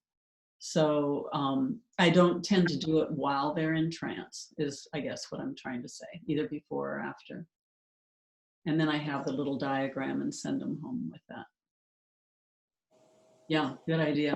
I can teach it. In fact, I think, oh yeah, one of my mentor series classes that's available on my website is for EFT. So I teach my method. You can get the original method. I bought the course from the guy who put it out there, and I forget his name now, but anyway, you know, it was hours, and he has all these protocols, and you're tapping this inside all your little fingers and knuckles and doing all this. And I really just do 10 points. You know, I have just a 10-point cycle, and it works just fine. So I think it's 10. 2, 3, 4, 5, 6, 7, 8, and then back. So karate chop and then around and back. Yeah. So, but I can teach that to you at some point if you want. We can do a little class. That'd be fun. Yeah, yeah, or get it online. It was a live class that I taught that I recorded, and it has handouts and everything. So oh, cool. That would be a different way to do it. Okay. Okay, let's see. Maybe we should have a break. Yeah. Did anybody have a question? I couldn't tell. Everybody was kind of moving, and all of a sudden I thought maybe I missed a hand. Let's take a bathroom break, maybe 10 minutes. Come back at 10:10, and then we'll keep going. Okay. See you later.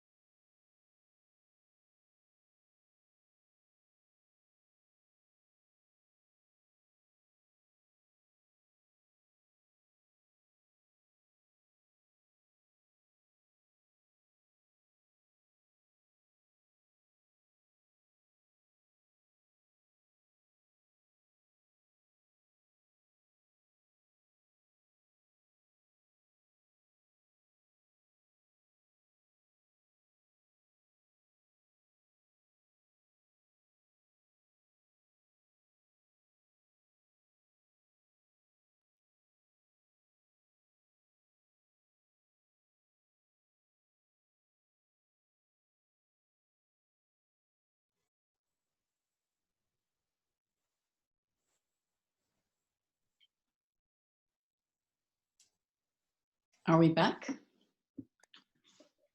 Good. All right. Okay. So any questions so far? I'm trying to get back to my agenda here. Hold on. Okay.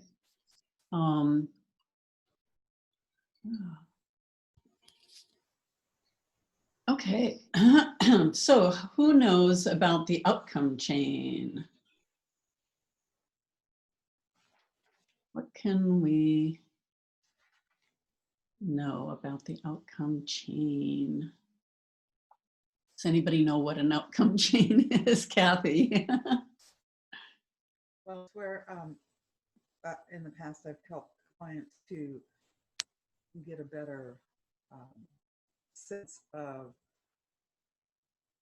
the consequences associated with behavior, and often I've worked with more people with addiction issues, and that's you want the immediate gratification, not just addiction, but eating and doing things that are virtually unhealthy for you, but not thinking about the more long-term outcome of or the consequence of the action that you're taking right now. Mm-hmm. Okay, Brenna, did you have anything to add to that? Sorry. Yeah, I was just gonna say that basically that it's you know, the chain of events basically of if I make this decision, what's gonna happen next, and then what's gonna happen next, and then what's gonna happen next. Mm-hmm. When we do this, when we do the outcome chains, most people are living in their life just to the next step, right? I'm doing this because I get this, but they don't realize what could really happen down the chain. You know, then what happen, then what'll happen, then what'll happen, or they don't really understand what it is that they're really wanting out of this present behavior, right? So there is the normal outcome chains, which is, you know, what'll happen if you keep drinking, then what'll happen, then what will happen, then what will happen, then what will happen, right?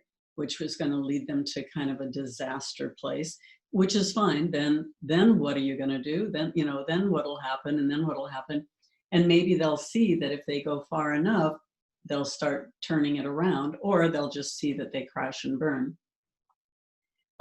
Or you could do it, you know, with a relationship. You could do it with the way they spend their money. You could do it, you know, just like anything that, you know, if you keep spending money the way you are, right, then what'll happen? Or if you keep, you know, if you do anything. So any of your behaviors, almost like secondary gains, but you're not really doing the secondary gains. You're just really kind of going in one line down the road.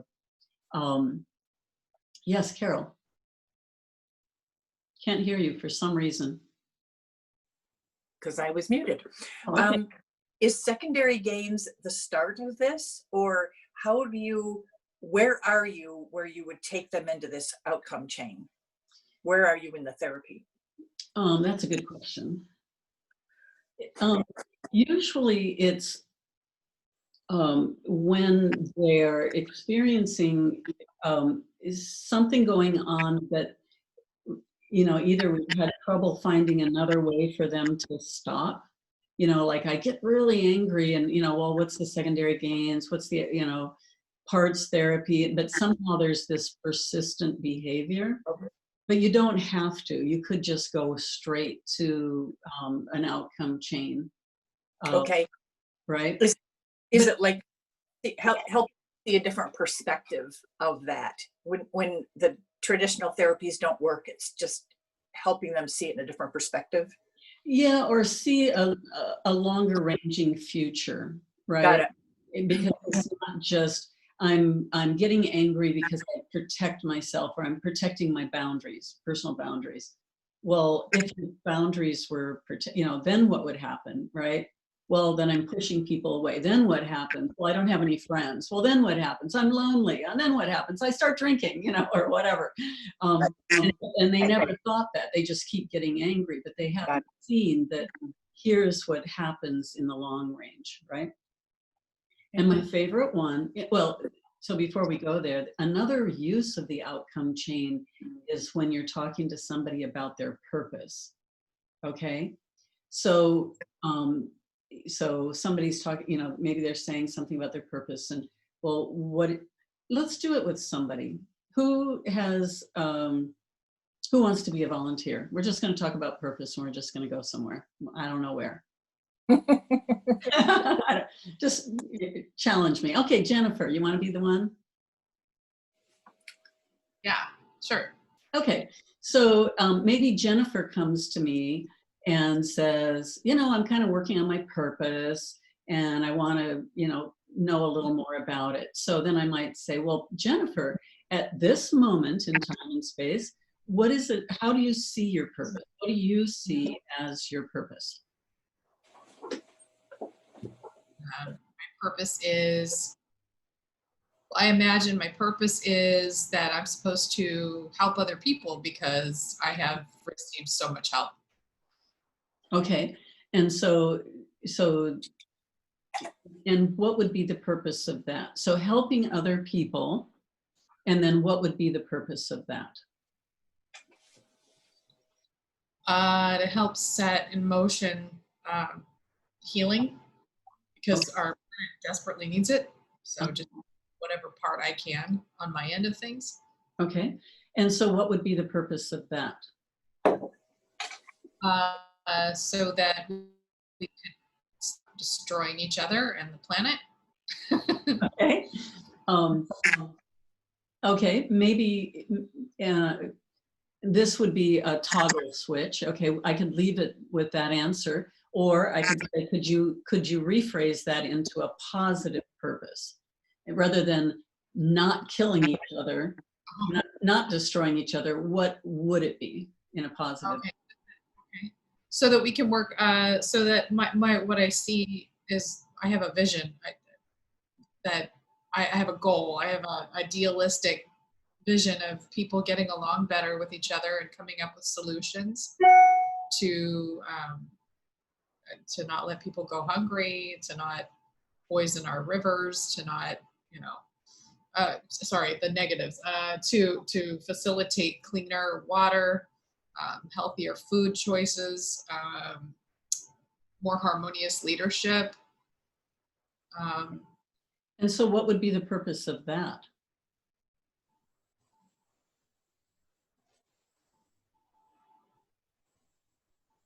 World peace.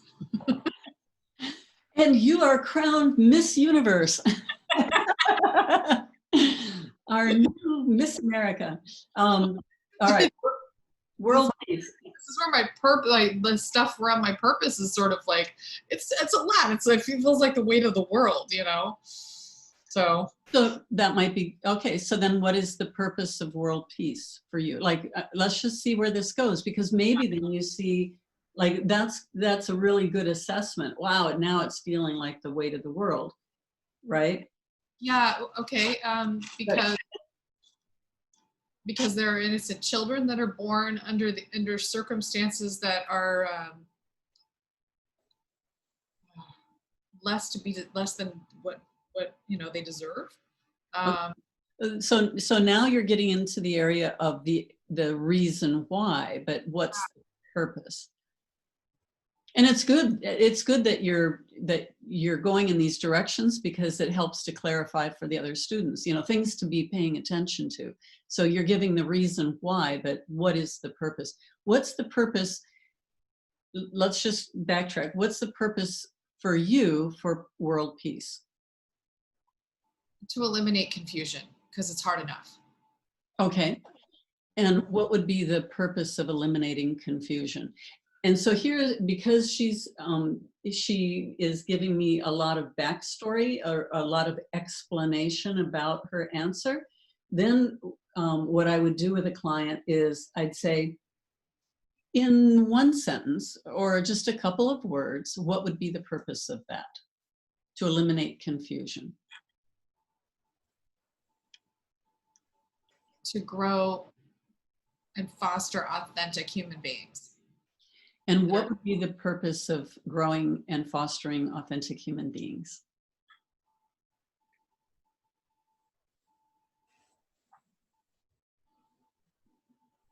Because they're more capable of living in harmony. That's the why. That's the why. See, this is where I get confused. It's okay, because this is helping you to clarify, because when clients come in and they're confusing the purpose with the why or the way of getting there, then it gets more confusing. So if we can help to train them to separate that out.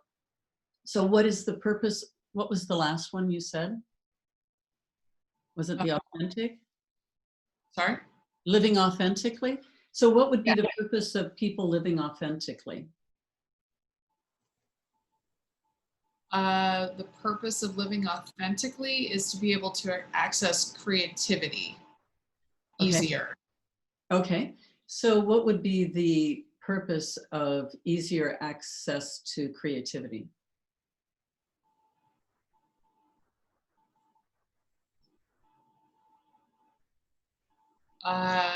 To add balance to the chaos. Okay. And what's the purpose of, so let's come back to what's your purpose in. That's where I get in the weeds. Okay, so my purpose, are you asking why I feel obligated to do this? Like in that personal obligation? Are you feeling the question of your obligation coming up in this conversation? Well, no, I think, no, I just mean, I'm trying to orient myself to answer this to answer this better than I've been answering. I keep going to giving the reasons why this is important, but okay. I feel like I don't. Right. I'm just noticing that you have brought into the conversation the weight of the world and obligation, but that wasn't either an answer or a comment from my side. So I'm wondering how you're feeling as you're doing this exercise. Oh, I'm feeling okay doing the exercise. But the question of what's my purpose feels like the way of the world in my life. I've had a big old life identity crisis happening with everything that's happened in the last 3 years. A lot, all about it, and trying to find a way to go forward has been pretty daunting. So wondering what I know that my purpose right now is to be a mom, and my daughter's 14, so I've just got a short few years before she flies the coop, and it scares me. And who am I after that? And who am I to be as a role model to her in this place in her life where she's, so that's where I am with my process of figuring out my purpose. So this is, sorry guys, we're in the weeds. No, it's good because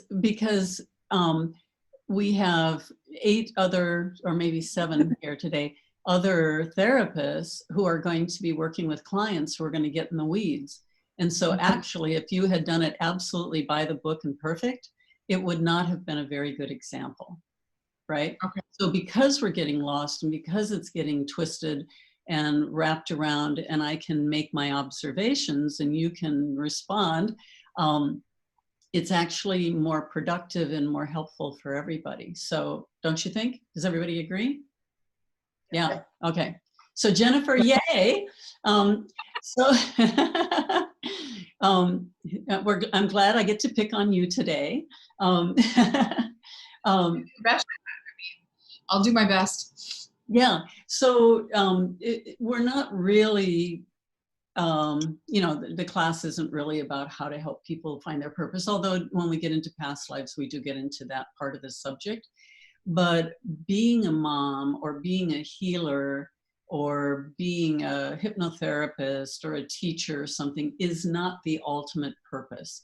And I think this could help you, Jennifer, right now in understanding that, because a purpose is a direction in which we aim, right? So it's not the label or the title of the role, because your purpose is something that you were created with at the beginning of time and space and has come through, you know, every single lifetime. There is an innate purpose that you were created to aim yourself towards. So obviously, you're not going to be a mother in every moment of every lifetime. You're not going to be a healer or a hypnotherapist or any of that in every lifetime. But as we go down the chain of purpose, what we're really looking for is, okay, we have this desire, you know, maybe for clarity instead of confusion, or peace instead of this wild place that we find ourselves in always. You know, maybe there's these goals in mind, but how do I orient myself to that in a way that can generate energy, passion,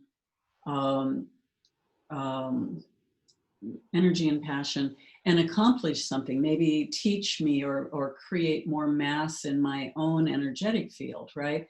So ultimately, that's our purpose for each of us, is how do I grow? How do I, you know, create more energy in my mass, in my energetic system, right?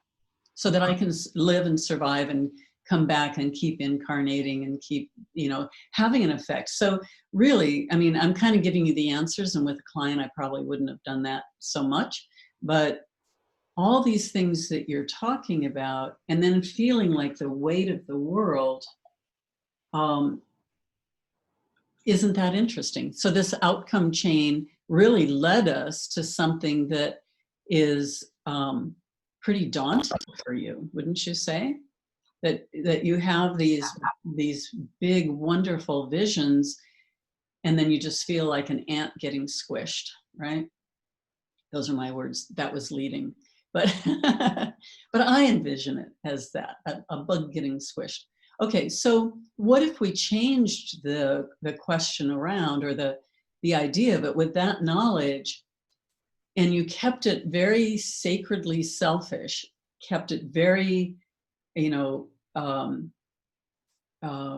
personalized, not necessarily of what you could do or the why, but, well, I guess it would be, or how you can orient your life, how you could orient yourself to achieving, to moving towards those things that would be your goals, right? Your goal of you know, making your mark in the world, to change it to these better, you know, to turn the dial so that things are a little more pleasant, right? You mean like the soul, like a really broad, very generalized soul kind of direction? It could be, yeah. It could be, you know, a lot of people are looking for the purpose in this life, but unless we know the purpose at a soul level, then it's less clear in this life, right? So if you dig down deep, and let's just say that, you know, you're hoping for clarity and peace, right? I mean, that was kind of what we talked about.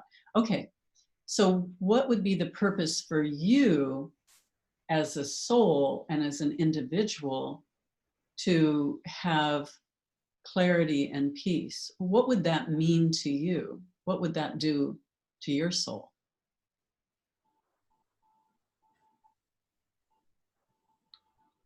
I think it would provide an anchor for me, and I could maybe attract more energy to others that have the same vision.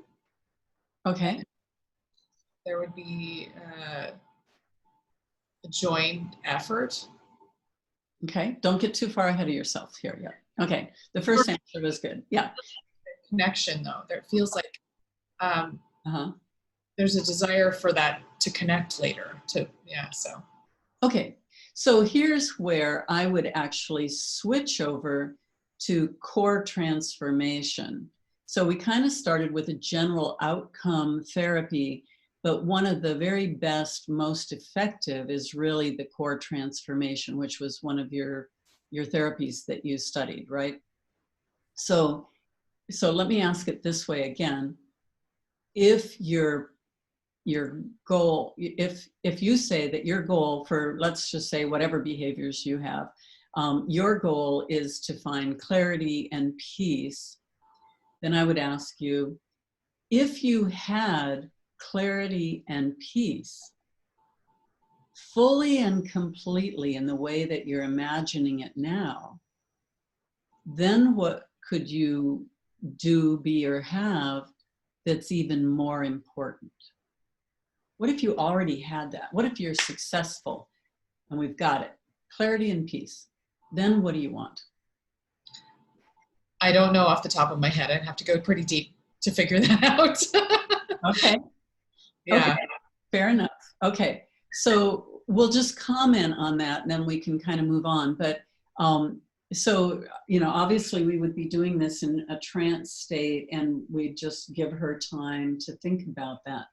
But on the other hand, here is Jennifer, who's, working towards clarity and peace. But if she had it, she doesn't really have a game plan in her mind of what she would do with it if she got there, right? So, maybe that's the same as if I stop being angry, I don't know what I would do with myself, right? And so it would be important to explore that and figure out what are we going to do with these new behaviors as we move on. Normally with core transformation, you're going to see a longer outcome chain. So maybe 5 to 20 answers. Maybe she would say, well, if I had peace and clarity, then I would choose a career that I really resonate with. Just, that could help me to continue to foster those feelings for myself and others. Well, if you had a career that allowed you to foster that for yourself and others, then what would you want that's even more important? Well, then, and then we'd kind of come to those same conclusions. Well, then the world would start changing, and then I would be more free to be myself. I could be authentic, all of these things. And we would go all the way down the chain to where she feels like, she would have one of those core emotions that is talked about in the material. I would have love with a capital L, not the little love, but I would be love, or I would be one, or I would be whole, or I would be in peace no matter where I was, capital P, peace. There would be that core emotion that we would get to. And then, because we have all these answers going down the chain, we would then, what I do is I get, when we get to the core, then I have them create an empowerment symbol.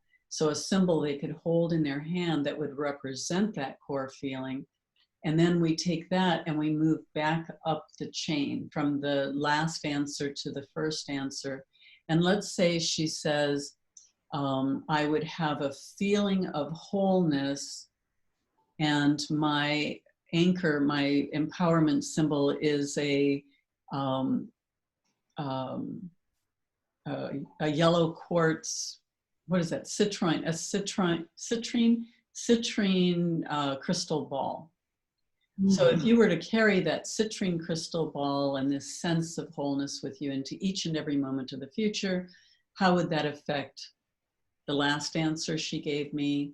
And then she would say, and then the next to the last, and the third to the last, all the way back up to, if you were to carry that citrine crystal ball and this sense of wholeness with you into each and every moment of the future, how would that affect your desire to have peace and clarity in your life? And she would say, typically the answers are, I would already have that. I'm feeling it now. And because we've gone to each of these steps along the way, you know, all of this would start to kind of crumble, and all these, you know, some people say, well, I get angry because I'm protective. You know, if I was protected, then I would want to be more authentic. If I was more authentic, then I would be an artist. And if I was an artist, I'd be creating this beautiful work. And if I was creating this beautiful work, I would have self-love. And if I had self-love, I could love others. If I loved others, then I would be love. And I would have that, you know, capital L, love. And then they come back up with their, you know, pink quartz heart, right? And they come back up and they say, well, if I had the love and the pink quartz heart, I would of course I would be gentle and loving to other people. Of course I would be gentle and loving to myself. If I had the love and the quartz heart, what was the other one I said? Protective, anger, protective. I'd be authentic. Well, of course I'd be authentic, or I would be artistic. I would use that to be more creative and to demonstrate my love through art so that more people around the world would experience it. And, you know, and how about, you know, bring those traits into authenticity? Well, I can't imagine not being authentic, because this feeling is so powerful and so fluid that, you know, anytime I was inauthentic, I would feel the discordance and I would not want to go there. And so if you carried it into your need for protection, you know, if you carried this love and this pink quartz heart with you into your need for protection, you know, how would it affect that? And they might say, well, everything would be softened. You know, I would feel like that protection comes from the inside, and my love that I have for other people would, you know, just magnetize these other experiences to me. And then, you know, if you were to carry this love and this pink quartz heart with you into each and every moment of the future, how would that affect your need to be angry? They go, I would never be angry, because, you know, I would rather be in this harmony with my authenticity. And then, it, you know, that just collapses down. Does that make sense?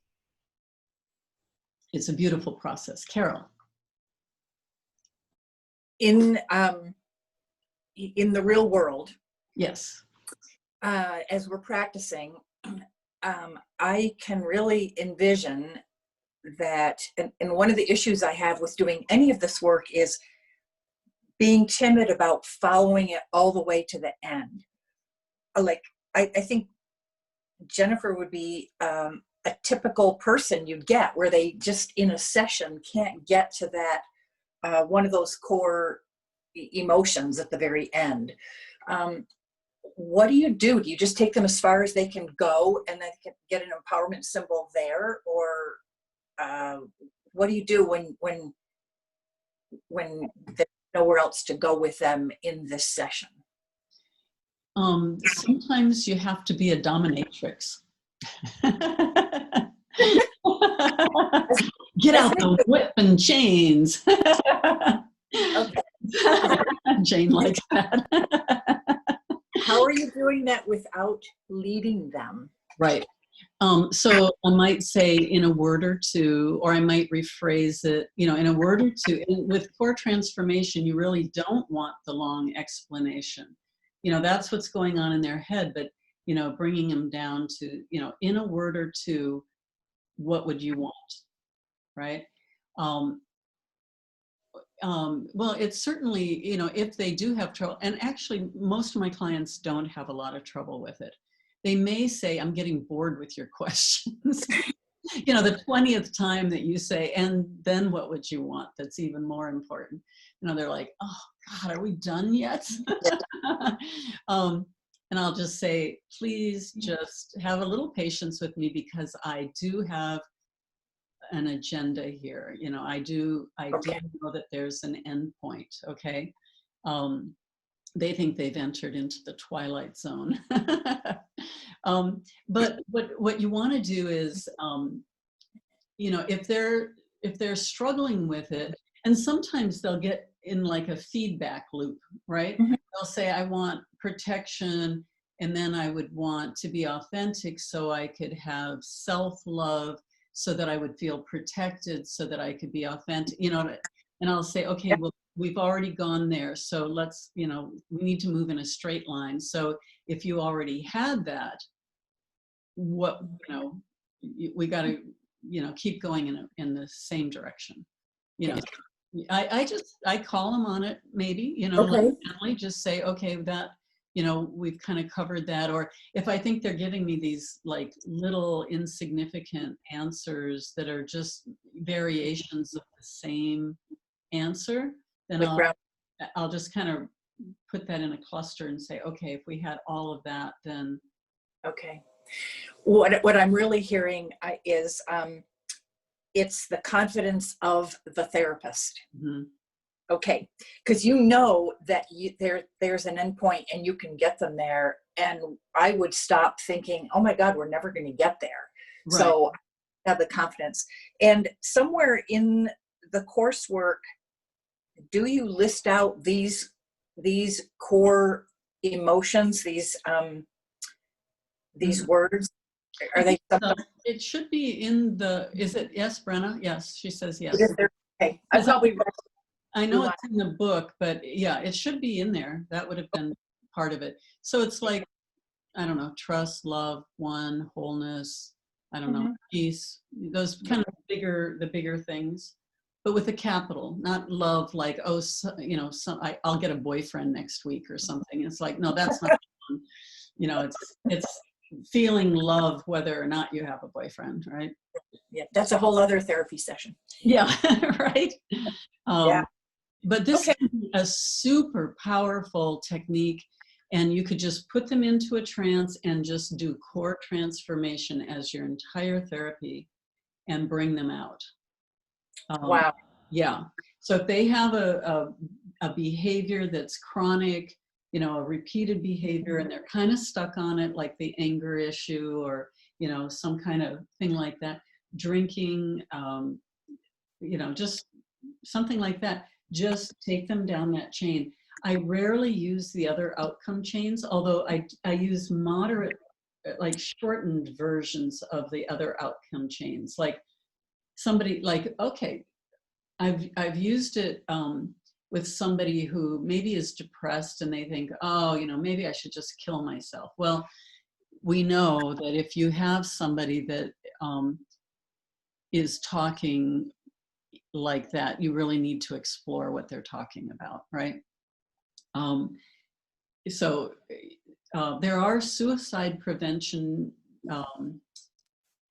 courses that you can take for like $20 on CE for less, I think it's called, .com. Or maybe like the Washington Department of Health, they probably have a course that they recommend. They're really inexpensive. And if you're doing insurance, if you take one of those courses during one of the years when you're renewing, I don't think you need it the first year, but they'll give you like a 5% discount on your premium. So, but I think it's really good. I took it, and I just was really glad that I did, just for some deeper understanding about suicide. However, we're in a slightly different group of therapists, because here's somebody that's going to pay you $100, $200, $300 to come in to see you. Well, if they really just were going to kill themselves, are they going to come in and get therapy, right? So already you know that they're reaching out. So you want to reach out and not let go, right? And you can't be afraid of it. But the bottom line, as I understand it, and some other people might have some other ideas here, if they have a time, a place, a method, right? If they say, I've got a gun in the car, and when I leave here, I'm going to drive over to the National Forest and just be done with this, or I'm going to, if they have a real specified thing. But usually within our therapy, I'm going to mute because we've got some coffee cup noise, I think. Mute. usually within the therapy, first of all, core transformation or outcome therapies are going to be really important. So if I have somebody that says, lately I've just been thinking like, I need to just end this all. It's just ridiculous, blah, blah, blah. It's too hard. I don't want to do this anymore. First of all, we're empowered with the ideas of past lives, and we know that there's a whole lot more going on than whatever it is that they're experiencing right here, right now, right? Have we talked about suicide before? No, okay. Okay, so what I do with a person, first of all, I'm going to be very honest with them. They've brought it up, so I'm going to say, how serious are you? Have you thought about how you would do that? I want them to talk to me about it, right? And I might even say, well, I'd probably let them talk first, but I would share that if this is serious, I'm going to have to call and talk to the authorities, but I don't want to say that so soon that they just clam up and they don't talk to me. But for me, the core, some kind of outcome therapy is really important. So asking them, if you did that, what do you think would happen? So you don't have to use the language that I give you in the materials. You make the language specific to what you're dealing with. So if you were to go and decide you're going to jump off that bridge, what do you think would happen? Tell me about that. And then they might say, well, I could just end it all. And I would say, well, what do you think happens when you die? Right? And then we get into a big conversation. All right. So, and giving them a little touch of reality about that is pretty important too. When you die, it doesn't go away. Yes, Jennifer? I'm curious, have you had conversations like that, and how did they go? They go really well, actually. Like they talk about what their expectations are when they die, or what kinds of answers do you usually hear? They may think it's just all over, that somehow their problems are going to go away. There's a lot of misleading information out there, whether it's religious or just other metaphysicians that say, oh, the angels all come and your family's there and it's a big party and, everything's going to be beautiful and you're going to be enlightened or whatever. And that's not how it goes. That's not at all how it goes. And so, having real conversations about reality around it, and even if it's to the extent of when you die, if you have not learned these lessons here, you're going to just carry and create this lesson for yourself somewhere else. So do you want to deal with it here where me, we're already starting with therapy, we have the opportunity, you're old enough to actually grab this by the horns and deal with it, no matter how hard it is? Or do you want to start in another life, go through all this shit again, set the whole thing up, look around for somebody to help you, and do it that way? And that's usually enough for them to go, well, let's at least talk about it. let's figure this out, right? I've never had anybody kill themselves, but like I said, most people that come in and talk about that are just in a blue period. They're just really in a down state that is, maybe temporary. So the other parts of the conversation, and this is from my personal experiences, when they start getting depressed and they're going down that rabbit hole, they're going to be attracting a lot of entities that are going to enjoy that ride, right? Because that's, they're going to be able to start sucking that energy off that person. They may drive them deeper, and so the conversation might be, maybe there are outside influences, whether you believe that or not, and then you can explore their spirituality. Do you believe in Jesus? Do you think that he died and came back? Do you think that he's out there waiting for you? Well, if that happens, then then you believe in reincarnation. And if you believe in reincarnation, you know that something else is going to happen when we die. And so what you're doing here now at the end of your life, or if you end it, is going to set you up for what that's going to look like when you get on the other side and when you reincarnate. You know, and I might talk to them, well, you know, if this is the last phase of your life and you're ready to end it, you're ready to give up the most precious thing you have, your life, the most valuable thing in the entire world, then what stops you from just buying a ticket around the world and going to every single place that you've always wanted to go? What stops you from, just doing some wild thing on your bucket list? You know, go hike the Himalayas, go, sail down the Rhine or whatever it is, before you just give it all up.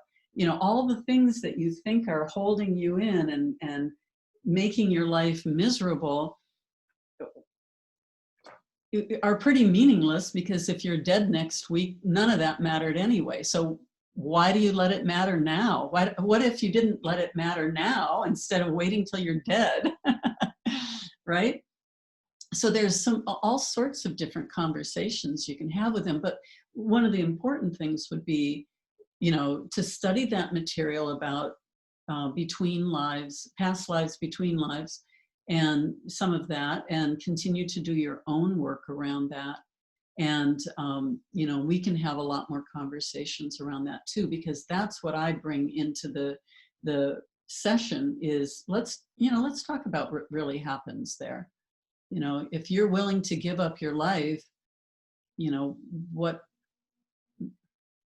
why are you hanging on to insecurities or opinions of others? Somehow these opinions of these other people are more important than your life.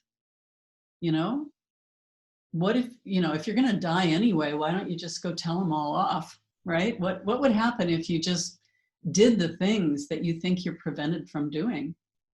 And then they start getting kind of excited. It's like, wow, they start to see that there's some freedom there, that if they're willing to give up their life, why not give up this horrible dead end relationship? Just go. You're going to be gone anyway. So why don't you just go, but go and enjoy yourself instead of go and die. Right. So there's just a lot of conversations. I don't know if that helped. Did that help? Okay. I don't know. Is there anything else we have to ask about suicides? I'm not really an instructor of suicide prevention, and I'm sure that the normal classes are not going to say, hey, talk to them about spirits and how they're going to, you're really going to be chained. Suicide is not a pretty thing.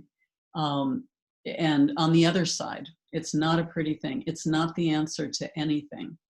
And I'm sorry if somebody's had somebody in their life that has committed suicide, but there can be some really nasty repercussions. Carol? What is your thought about people that, because of illness, do the Kevorkian thing? I'm all for that. That's what I called. But is that the same as suicide? No. I mean, I totally get that. I would do that. If my life, there was nothing left, I'm going to lay here in pain. It's not like I'm going to get up and somehow save the world anymore. You know what I mean?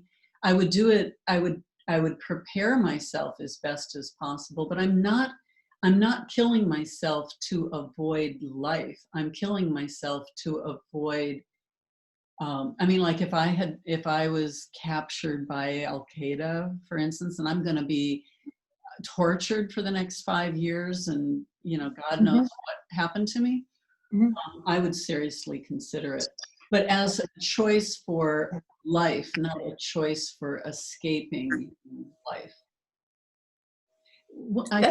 That's a very heavy subject, and this is probably not the time and place for sure, because really, if you think that things happen to people for that maybe they're supposed to go through that process, then really you're escaping pain. It's the same as emotional pain. You're escaping this fear of what if. So, I mean, you could be rescued in 2 days. So, Yeah. I don't, kind of a deep thing. Yeah. I mean, it really would have to be, you know, a dire situation with no outlets. You know, that's why Kevorkian, that situation I agree with. You know, if that person, if it's nothing but misery and semi-consciousness, I'm not sure that they're benefiting from being there. And they're not making the choice as a knee-jerk reaction. Right. They're not. Yeah. Right. Okay. And maybe that's the difference. It's the choices that are presented before them, and this is what they choose.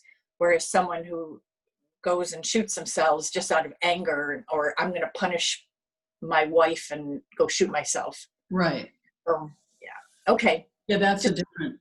Right. I'm upset today. You know, I said the wrong thing, or, you know, the kids at school don't like me, so I'm going to go kill myself. Right. I think it's the difference also between choosing to escape responsibility. Whereas usually if you are in pain, or you have, you know, you have cancer, or you have some sort of terminal illness, or you're just in lifelong pain, usually you haven't made that choice to, I mean, the choice maybe before the life, but you know, you're not escaping the choices of this lifetime of the, you know, dealing with the shit you're in, or that you've made. You set up for yourself. Yeah. Right. So yeah, you need to stick around and learn the lesson. But I'm just saying, with Kevorkian, you know, the person, there is no future. I mean, there's no hope. There's nothing but just laying there in pain. Then, and I suppose another way I'm justifying in my head is, if it wasn't for modern technology, they would have passed. Exactly. So it's manufactured means are keeping them alive, which is, yeah, that's very different. Yeah, which can end up being cruel too. Right. I agree. You don't want to be sued, so they're keeping you in pain and keeping you on life support. Yep.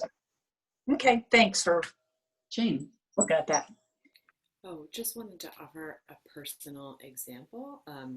My husband's dad did physician-assisted suicide. That's how he died. Oh. And I never met him, but he had Hep C and cirrhosis, so he had pretty advanced liver disease, which was super uncomfortable.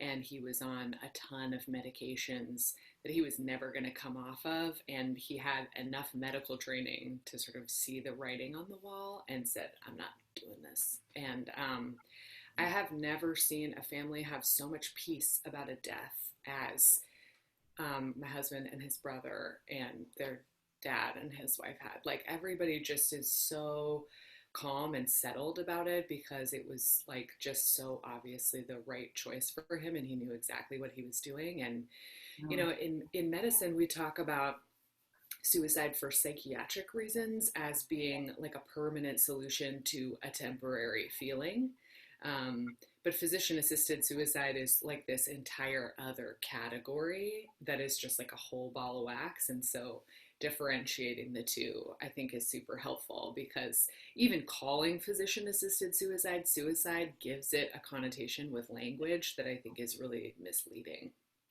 So I don't know if that's helpful, but I figured I'd throw it in. Physician-assisted life termination. That was really, really helpful. Extremely so. Thank you. It's great. Yeah. Any other questions about that before we move on? Can I ask like a semi-related question? I'm just wondering, at what point, in terms of like complex mental illness, whether it's like, you know, some scary suicidal ideation that for whatever reason you feel like you've not been able to contain, or schizophrenia, or like dissociative identity disorder where people have multiple personalities and stuff, like maybe those types of people aren't coming in for a hypnotherapy session, but in the weird event that they do, is there any situation in the mental health realm where you're like, and you're not a good candidate for this? Yes, absolutely. So they used to use the GAF scale, which was I used to have it in the materials, but I've taken it out because in Washington, we're not using the GAF scale anymore. And I forget what it means. Unless somebody else knows. Because as hypnotherapists, we never had to use it, but psychologists did. And there was a score, and it was, 10, 20, 30, 40, 50, 60, up to 100, I think.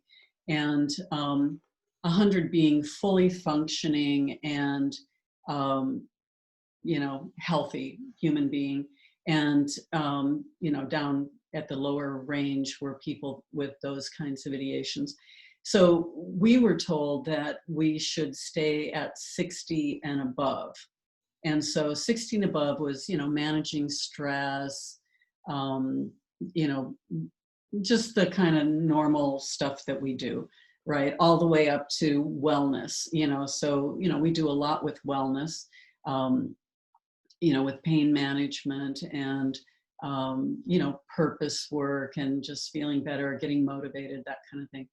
I would dip down into the 50 to 60 range because it was I thought it was still like within the range of what we could work with.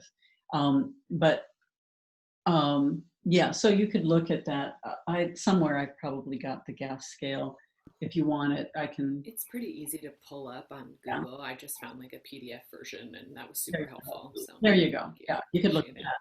So 60 and above is what is recommended, but because I work in the more spiritual realms, I do get people that have,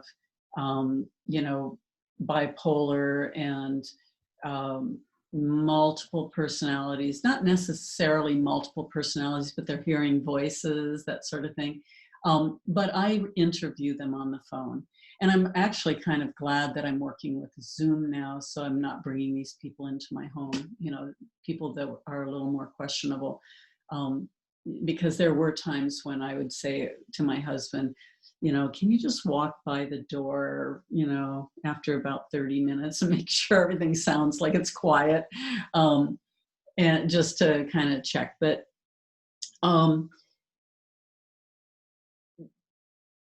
you really have to feel that out. And sometimes people present themselves pretty nicely, and then you start working with them, and then it's like, oh my God, that was the other personality, right? And you don't have to be afraid to say, I think we've now reached a place where we're going outside my comfort zone, or really the scope of practice for a hypnotherapist. I'm not qualified to continue to work with you on these, at this end, of your issues. I don't really come across that very often. I really don't. Even suicide, I imagine, would be kind of in the outside of our range of scope of practice. But if they're in the office and they suddenly are talking about this, with suicide, if they're serious and you really feel like there's an endangerment, they do not leave your office without you picking up the phone and calling 911. Basically, you need to have them. And if they do leave, if they go, I'm out of here, and they bolt for the door, legally, you should get 911 on the phone and get in your car and follow them. Okay, so you really have to keep track. Normally, a client, I've never had anybody do anything like that at all. So it's not anything that's going to be coming up to you very often. That's the kind of thing that would definitely come up for me. Would come up for you. I just feel like I attract the people who are looking for those, that kind of help. Okay, you know, And I and get so, sucked into it. okay, well, so now you're going to start charging money. See how serious they are, right? But then that would be definitely a class you're going to want to take, you know, get some further education in handling that, you know, those kinds of people that you're attracted to.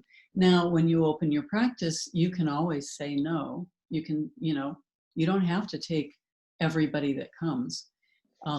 It's very true. And you need to have those boundaries. And you may say, you know, this is outside the scope of my practice. And, you know, especially in the first year, you may say, you know, I'm not quite there where I feel like I can handle that right now, that I would be qualified.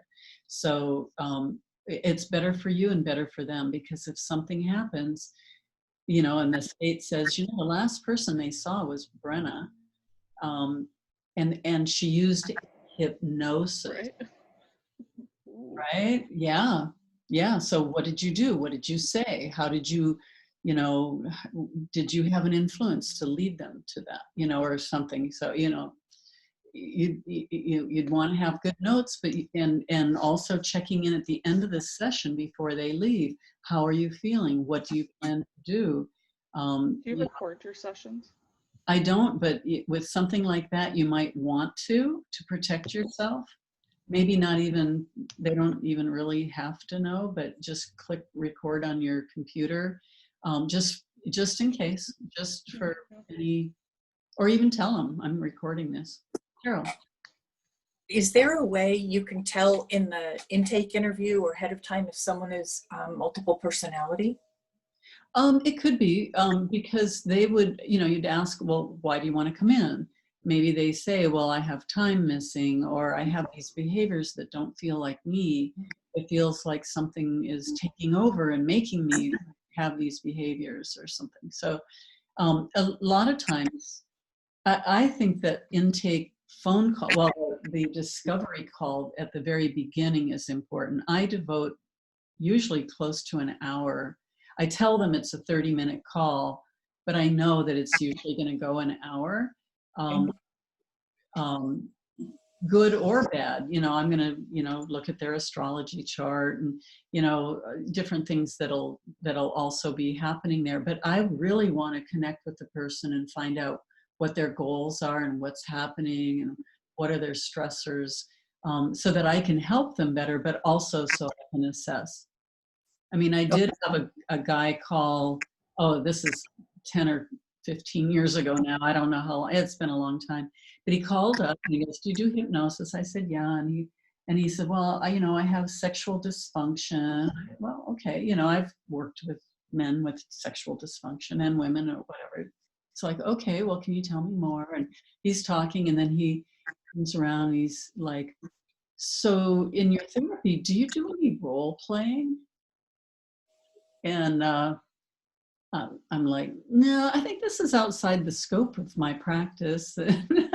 And I referred him to a male hypnotherapy colleague. I said, here's a name, you know, why don't you check with him and, you know, see if he can help you.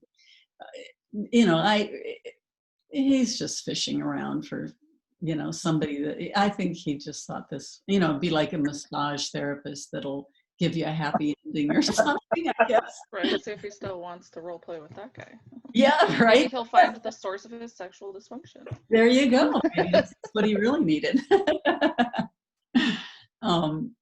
So yeah, that discovery call is really important. I used to let people just email me and they'd say, oh, can I set up a session? Oh yeah.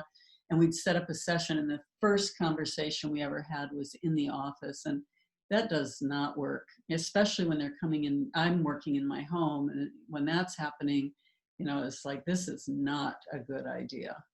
So you definitely want to have, you know, invest in your client for that first little bit. And some of those people are not, you know, they aren't going to be your client. And so there was an hour, but that's okay. You know, maybe they'll be your client another time, or at least, you know, you both know where you each stand. So that's fine.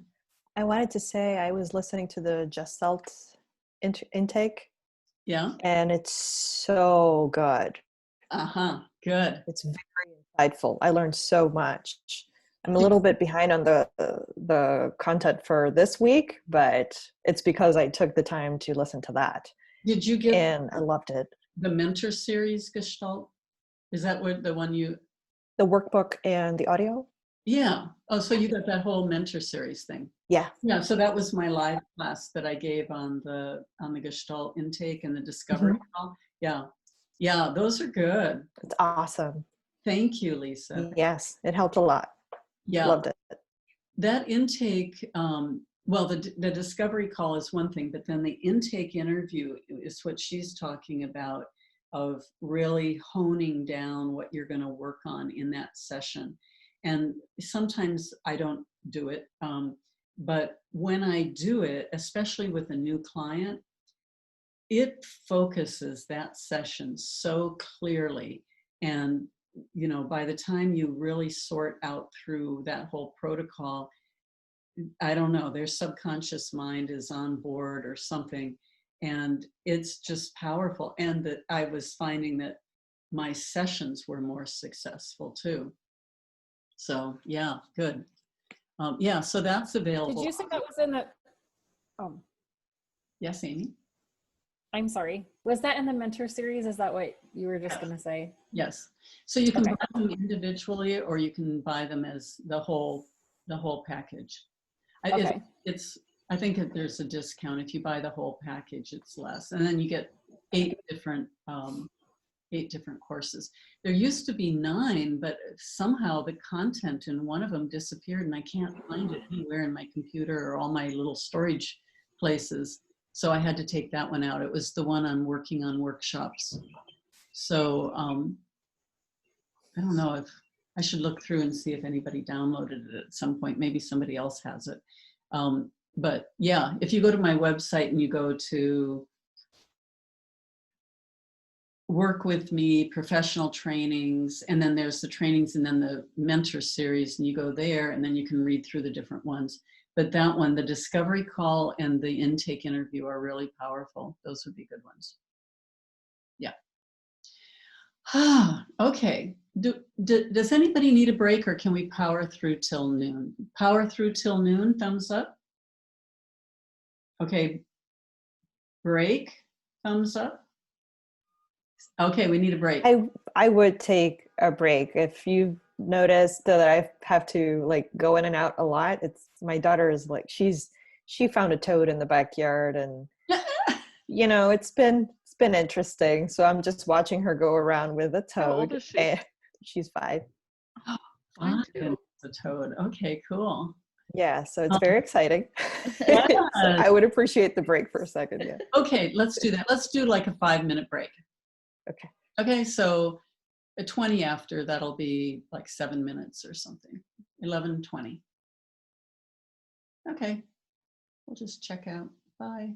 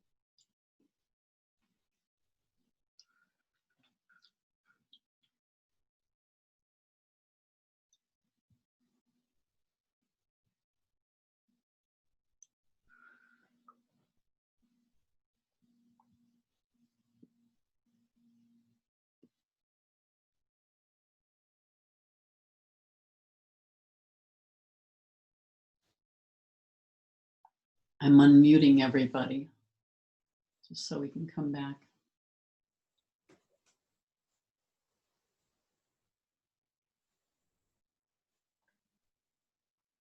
Oh, everybody got muted again, it looks like. Okay, everybody back. Any questions so far?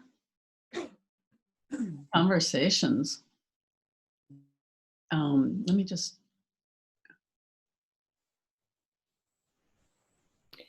I put a file in the chat that was like a suicide assessment and prevention PDF that I got in school. So feel free to peruse or disregard at your pleasure. I just saw that. That looks great. Thank you. Thank you.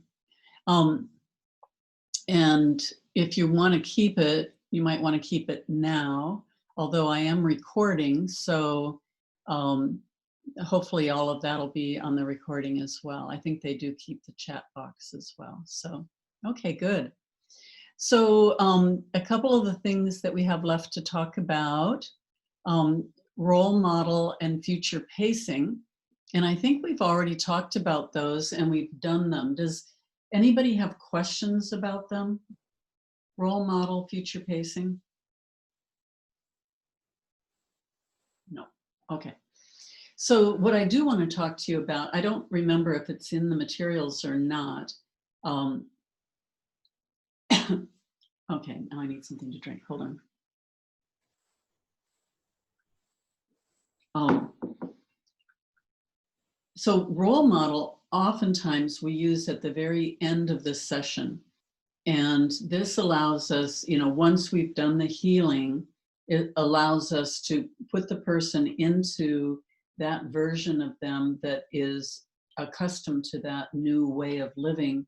That new character maybe has enhanced strengths and characteristics, talents, courage, whatever it is, self-esteem, and start to live as if, and the how we do the protocol. We've been doing it for some weeks now. But there's another interesting way that I use role model now that I started in the last few years, and that is to use it at the beginning of the session. And if you're not really sure where to go, sort of like reverse metaphor, where, okay, I'm wondering exactly what we need to do here, or how we're going to get into the session. Or if you're just trying to get some clarity, because maybe they haven't really explained very clearly how they would rather be, or what they'd like for an outcome, you could use this role model technique right in the beginning. And whenever I've used it, I always think, why don't I do this more often? Because it is really quite powerful. And I do hope that you'll practice using it as part of your opening into the session, just for fun, so that you can see the power of how this works. So if you were to do that, you would do your maybe an induction or a breath or whatever, go into the safe space, get your empowerment symbol. And I would probably still go to the sacred healing space. Again, we don't like to do a lot of our work in the safe space just because we don't want it to be unsafe. We want to kind of keep that as a sanctuary area, pristine. So going into the sacred healing space where we can do the work, and then have them look at a version of them that is who they want to be. At the end of our session today, or the ideal person that you would rather be, or that you're seeking to be, that you're striving to be. Imagine that version of you there. And then they describe it just like a regular role model, and then have them step in.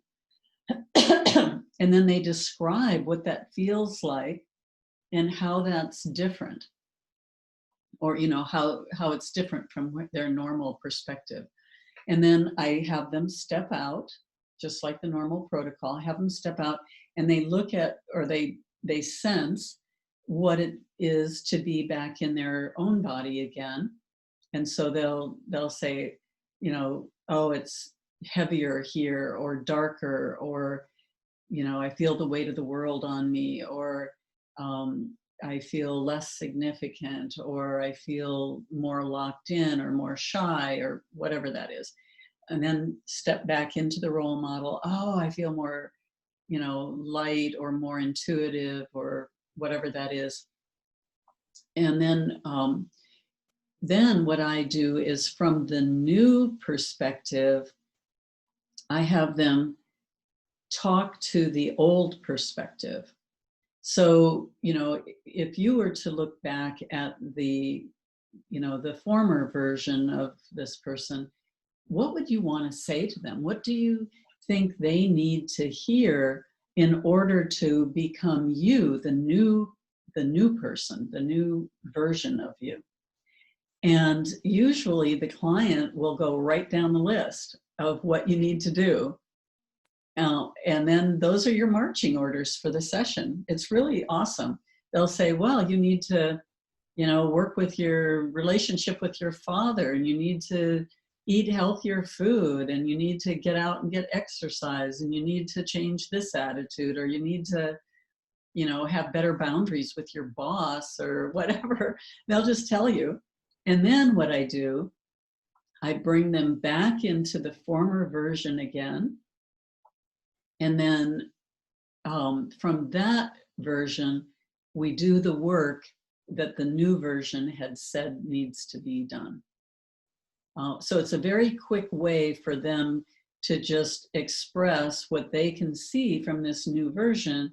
They can see, you know, what it's going to take. You know, how can this former version become you, the new version? Or what, you know, what work did you do that led you to be this new version? And they'll tell you. And it's really straightforward. It's very clever. Does that make sense? Do you want me to demonstrate that? I could do that as a demonstration because I'm thinking, oh, maybe that's not entirely clear. Who would like to volunteer to be a demonstration? I'm thinking Brenna, but it depends on if Brenna wants to do it. Want to? Sure, my kids are outside. Perfect. I don't know. I had this feeling. It was just like, I'd like to see Brenna do this. Is that okay? Yeah. I'm going to volunteer you. Okay. Okay, so just get comfy.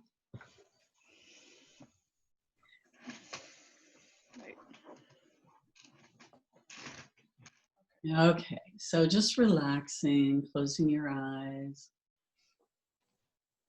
Taking a nice deep breath, letting go of all the conversations today. Just letting it go.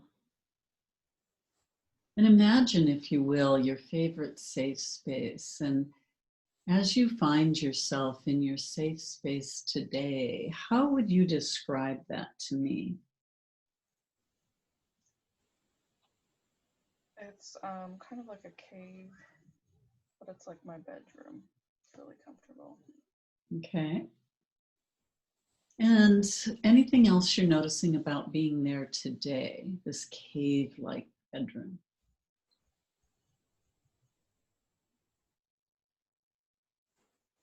There's a new carpet on the floor. Okay.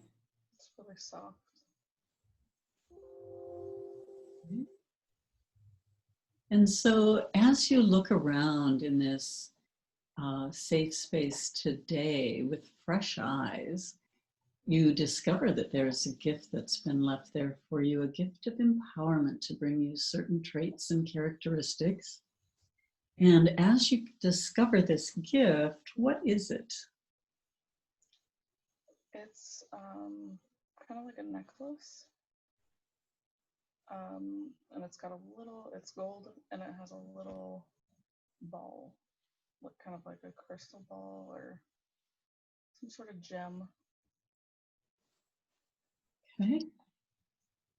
And so when you take this necklace with the crystal ball into your hands, how would you, you know, like what happens? How does it affect you?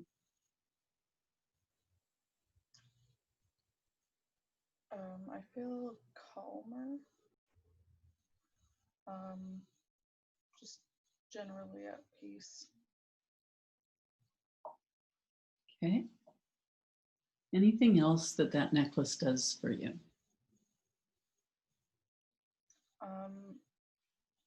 It allows me to facilitate joy.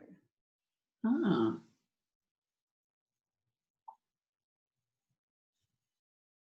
And so if it were like a Harry Potter magical tool and you could wield this with you in your normal life, how would you use this? When would be a good time for this?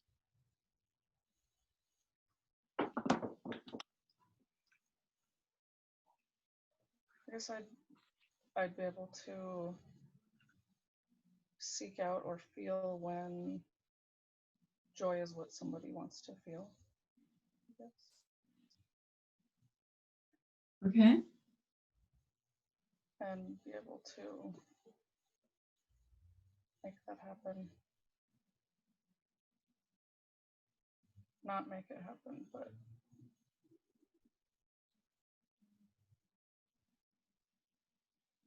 what? not hold it. I don't know. I can feel the joy, but I'm not giving it out. I'm not dispersing it. I'm just guiding them to it, I guess. Okay. Maybe. All right.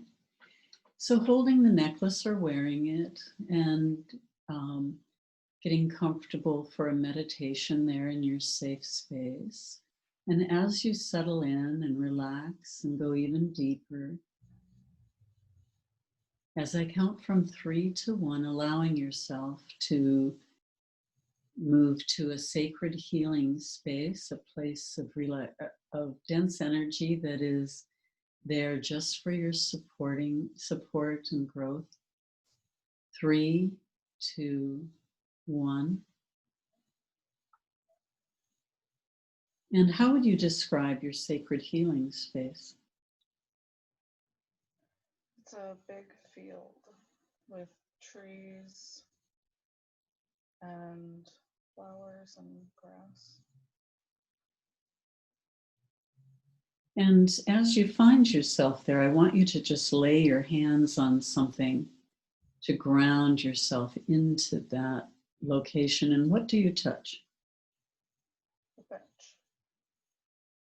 I'm sorry, a bench? A bench. It's A bench. wooden. Okay. All right, good. And why don't you go ahead and get seated then for an even deeper meditation. And as you settle in and relax even deeper, you begin to imagine a version of you standing in front of you that has all the qualities and characteristics that you're striving for, that you would like to have. And as you see that Brenna there in front of you, she's just as real as you are, but she may be a little further down the timeline or in an alternate time and space, an alternate aspect, but she's just as real, just as tangible. And so as you as you look at her and observe her, what is it that you can tell about her? What is she like? She's smiling.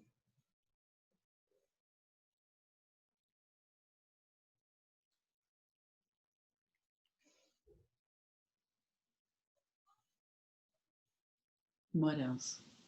Like she can be anything, like magnificent energy, powerful, whatever. What else do you notice about her? Who is this Brenna? She's not powerful, but she doesn't care. Powerful in her own way.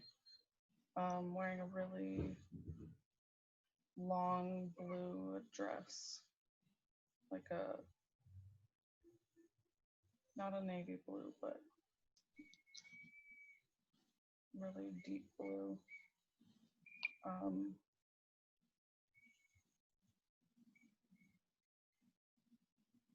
it's almost like she gave me the necklace she was wearing, because the embellishments on her dress would definitely match that. Okay. Anything else you're noticing about her there? She's kind of reveling in herself, I guess. Mm-hmm. Almost like having a one-person party. Cool.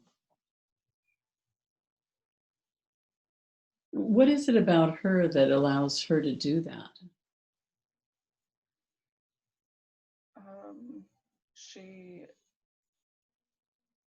She understands her own value,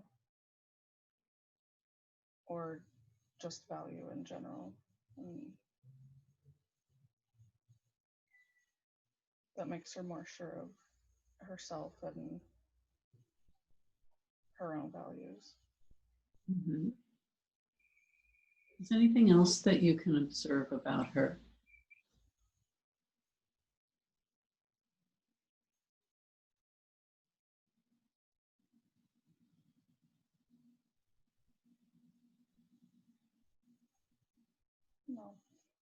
Okay. So as I count from 3 to 1, I want you to imagine slipping out of your body and into her body.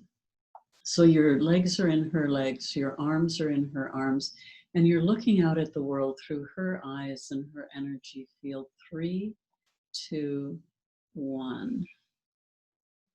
And as you find yourself in her now, how does that feel? I feel really light. Mm-hmm. What else are you noticing? Like literally almost like my arms want to lift up. Uh-huh. Someone's knocking on my door.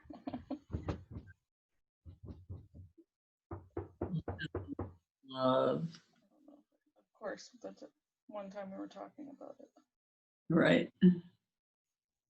And so what else are you noticing from inside this new one?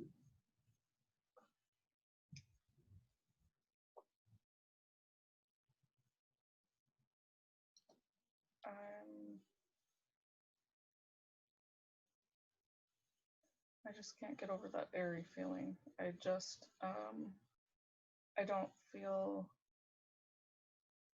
as tied down, I guess. I feel freer. Mm-hmm.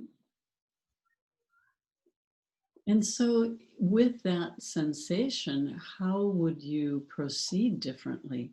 If you weren't tied down and you had that airy feeling, how would you move differently, or what else would be happening? I could be more fluid.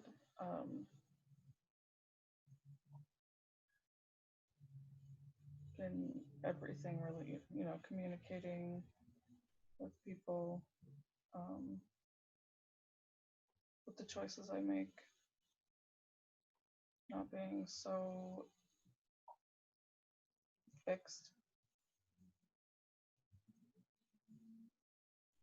Mm-hmm. Anything else you're noticing being in there?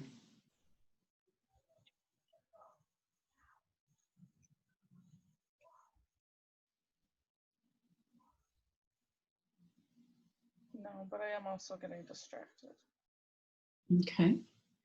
So is there anything you need to take care of, or are you just distracted? I'm just distracted because there's a war going on outside with my children.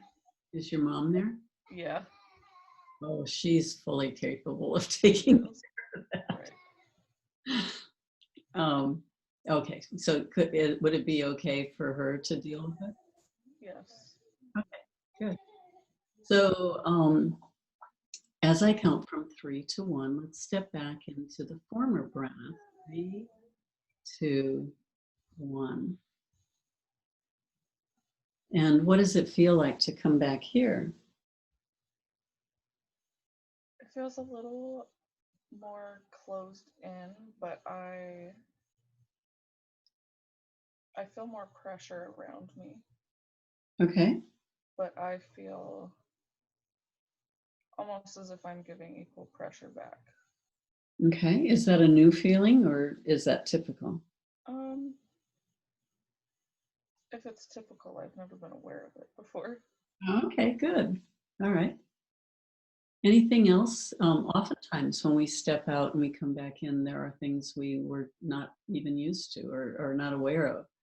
And then again, some things are just simply new. But what else are you noticing coming back into this version of Brenna? This former Brenna?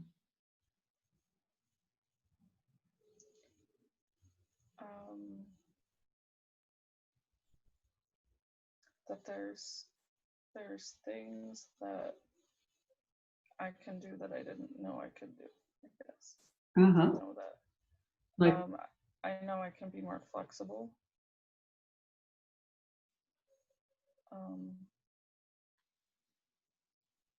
Whereas I didn't know that before. okay.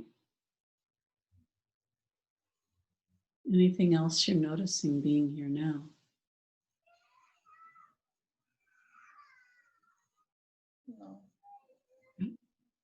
So as I count from 3 to 1, I want you to step back into the new improved Brenna. 3, 2, 1. And what does it feel like coming back into her again?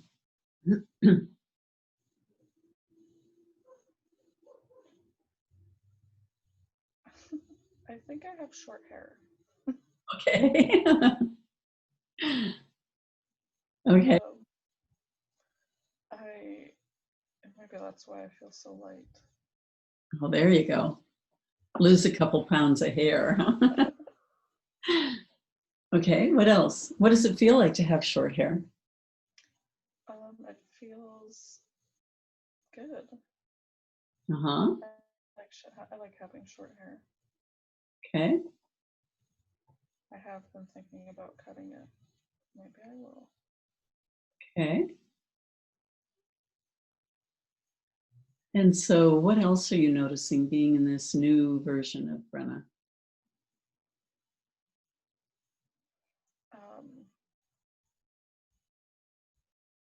Well, this Brenna is able to make a decision and execute it. So maybe she thought about cutting her hair and did it. Uh-huh.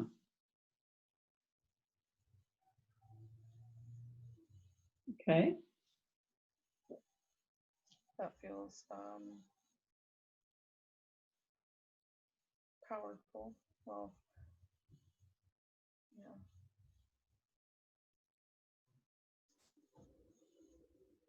So from your perspective, looking back at the former Brenna, who's felt more weighted down and inflexible, all of those things, what would you say to that Brenna that would allow her to quickly and easily become more like you?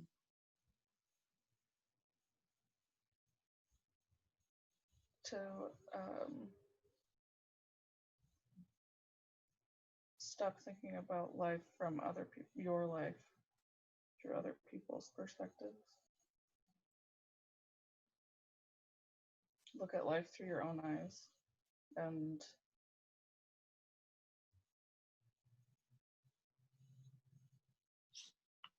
execute.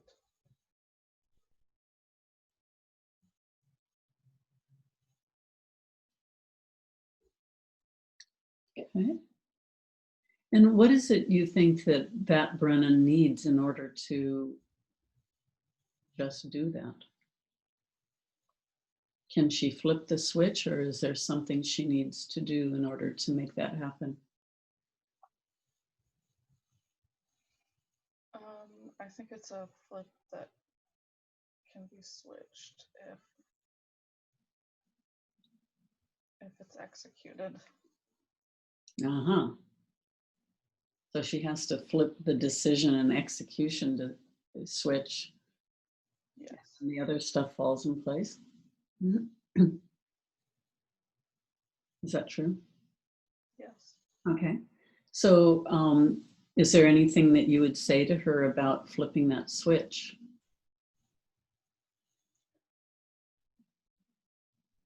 You're not really going to hurt anybody.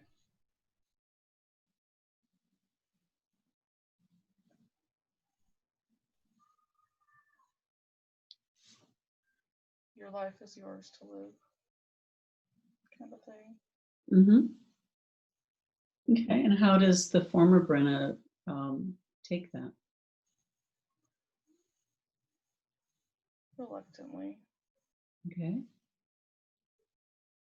Is there anything else you want to say to her before we go back there?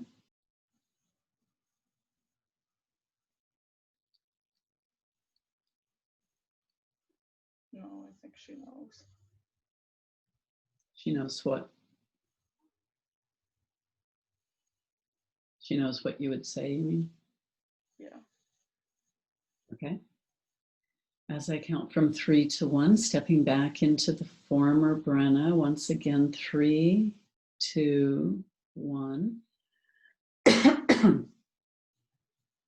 And what are you noticing now that you're here, Brenna?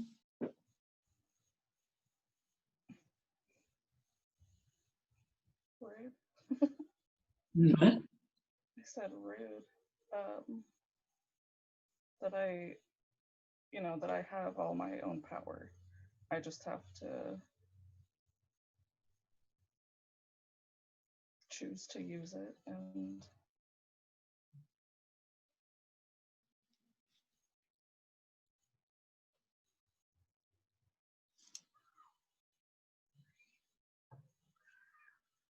Okay. So what would be the benefit of using your own power, stepping into this new, lighter way of being that is more flexible and decisive? What would be the benefit of that? well, I could get what I want out of life. Anything else?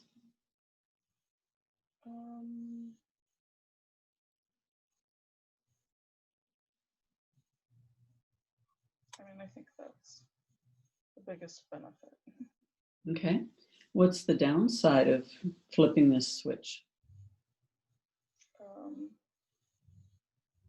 I'm afraid it might be harder for me to also think about other people.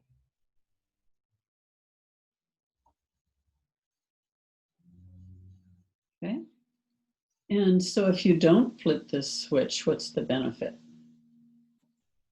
If you stay the way you are and you don't step into the new way? Well, this is how I've lived my whole life, so it's comfortable. Mm-hmm. Easier. Is it? No. It's easier because I know how to deal with it. Uh-huh. So it's known. So to speak. Right.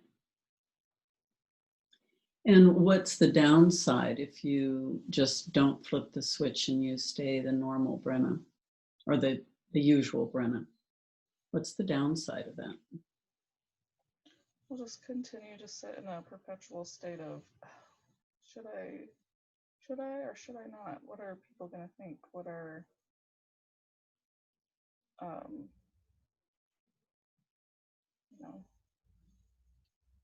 it if I don't flip the switch, then I'll keep not minding my own business, which is what other people think about me.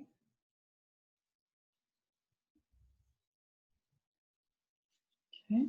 So would you say that it's true that part of you wants to be the new Brenna and part of you wants to stay in the former version? Yeah. So let's put each of those on your hands so that one hand holds the part that wants to be the new Brenna and one hand wants to be the former Brenna, the usual comfortable Brenna. And so which one wants to be the new one? The left. And the right then has the former Brenna, right? Okay, so separating those so they in no way intersect.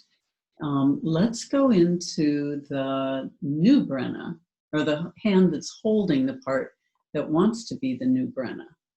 And if you were to fully engage with all the parts that want to be the new Brenna, no matter what would you say? Like if this was set up like a political debate where, you're both going to put forward your arguments to prove your case, what would the left hand say? It really is easier.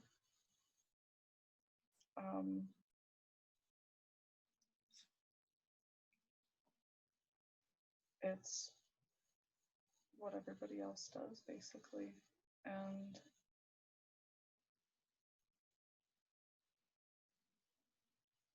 you'll be happier. You are you, and that's what it is. So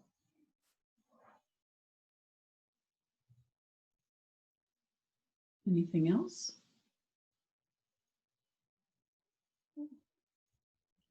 So coming out of the left hand and over to the right side that wants the status quo, what does the right hand have to say?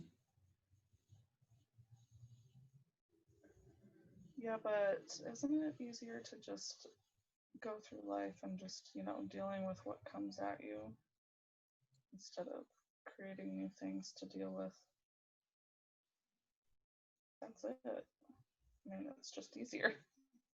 Mm-hmm. So how would the left side respond to that? Isn't that boring though? No, and that takes away all of your power. You're just sitting here dealing with what is given to you, then rather than, pushing that aside and looking for your own thing or what you want. Mm-hmm. So what would the right hand say about that? Yeah, that's true, but it's also just a lot easier. Mm-hmm. Yeah, but it's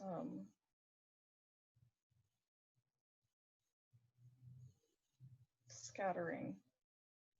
It's hard to have my energy scattered so a lot of different directions. That's what the left hand would say. That's what the right hand says. Ah, it would say Actually, your energies to be the new one? yeah. Oh, okay. So it's harder to do and it would also scatter your energy? Oh, no. It is harder to do, but my energy is being scattered. Ah. Going the easy way. Uh-huh.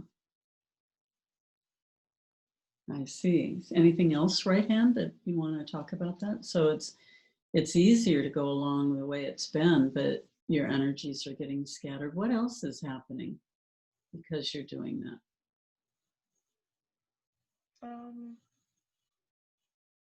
Just feels like I have to almost not defend, but I mean, I guess from many different angles.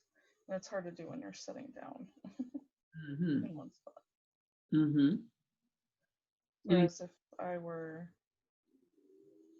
like a train, I could pick up passengers along the way, deal with them, and drop them off. Mm-hmm. Okay. So coming over to the left hand then, what would it like to add to that, or what would it like to say? Yeah, that's it. It's easier to be moving. That law of inertia, what is in motion will stay in motion. Mm-hmm. And the difficulty is getting in motion, but everybody has that. That's not a personal thing. You're not the only one who has to deal with that. Mm-hmm. And so right hand, what would you say about that then? Yeah, that's true. I agree with that. Uh-huh. I've known that it's me that has to, get up and make choices, and I just get so worried that it's the wrong choice, but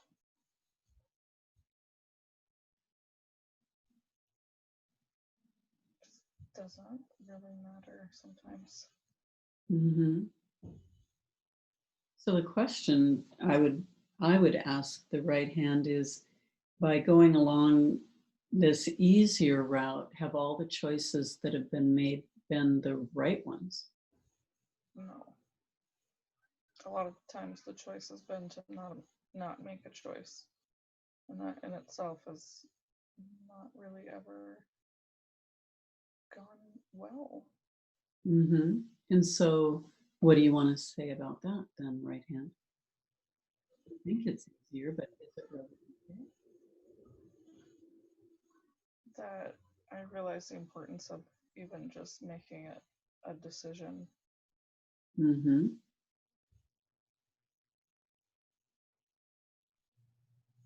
So what if you make a decision and it's wrong? Is it going to be worse than the decisions others make for you? Even if it is, it's me who made that decision. Mm-hmm. And what could be the benefit of making a decision even when it's wrong? Learning from it. Mm. Or sometimes it opens another situation or opportunity in a different way. Mm-hmm. Okay, so left hand, what do you want to say about this now? Now you're getting it.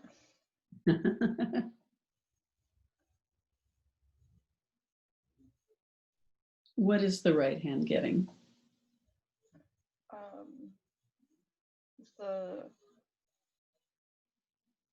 The power that you have in just being able to make even those small decisions, even ones that go wrong, even ones that you're choosing out of two different shit files. You still chose something. And that's really the only things that don't have a choice are inanimate objects, and you're not an inanimate object.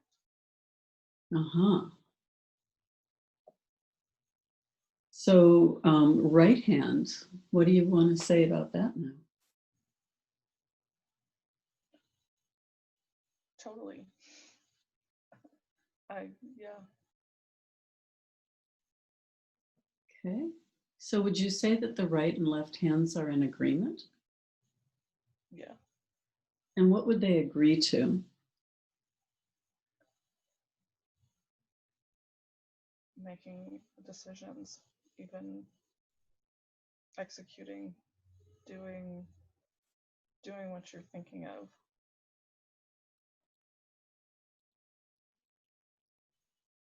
Okay, anything else they agree to?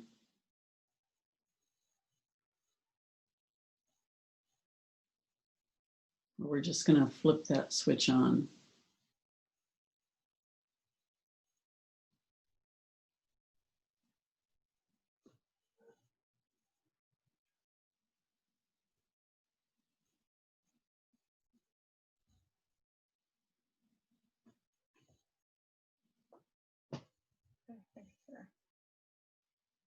I'm sorry, what?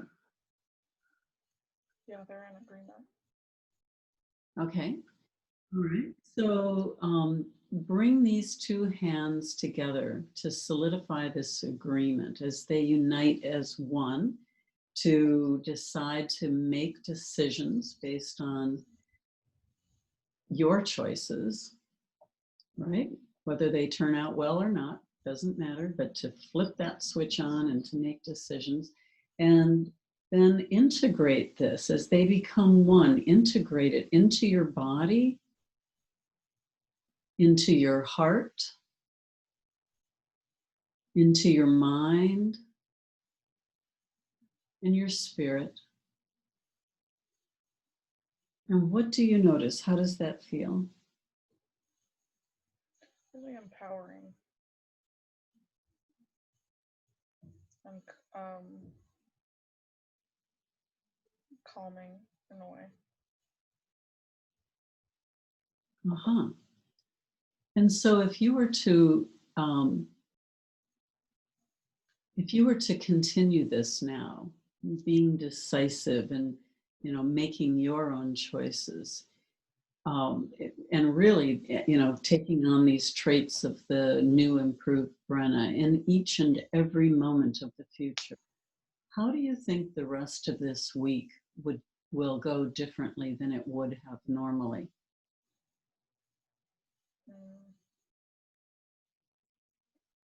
I think I'll create a lot more things, artistically or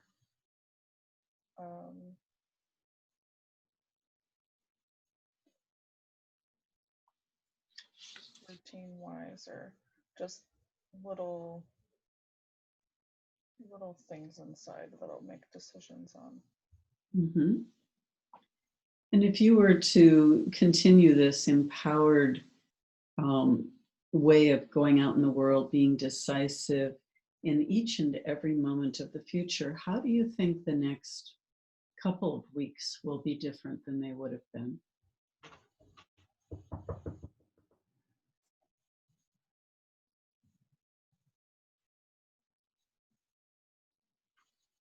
I'll be more calm and confident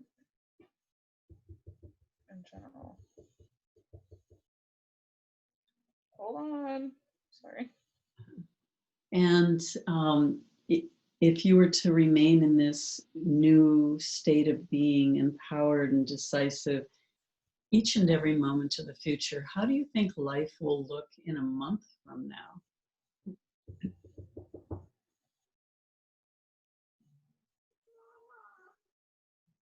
2 minutes, girls. In a month, I will be raring to go when I'll be wanting to be more social, and I'll be wanting to sell myself, so to speak, because I'll be more sure of myself and the decisions I've made on how to present myself. Hold on. Excellent. So we will wrap up for you. So remembering all that you've experienced in this session and allowing the subconscious to continue to bring you insight, wisdom, and understanding in the days and weeks to come. As I count from 1 to 5, returning here to the present moment, refreshed, alert, and aware. 1, 2, 3, coming up. 4, aware of this time and space. And 5, fully alert and aware, and returned here to the present moment. Good. How did that feel? Interesting. Yeah. Not where I was expecting it to go. Yeah, exactly. And so we can tell that, you know, if I had asked you in the beginning, what do we need to work on? We might not have gotten there, or that might not have been what you said, you know, that, Yeah. right? But by doing the role model, what is really needed is coming up. And then I could tell, well, it sounds like we need secondary gains and parts therapy, right? Yeah. I even at a certain point, I found myself thinking, oh, you know, I'm not really sure that I started in the right headspace, so to speak, for where I thought it was going. And then the way that you just kind of picked up on that and chose to do, and I was like, I even recognized, I was like, okay, we're doing secondary gains. So it was kind of weird to be aware of what was happening on the technical side and then still being affected by it, you know, and still being able to hold on and still being able to the door and bring him in. Let's get that. Sure, hold on. Yeah.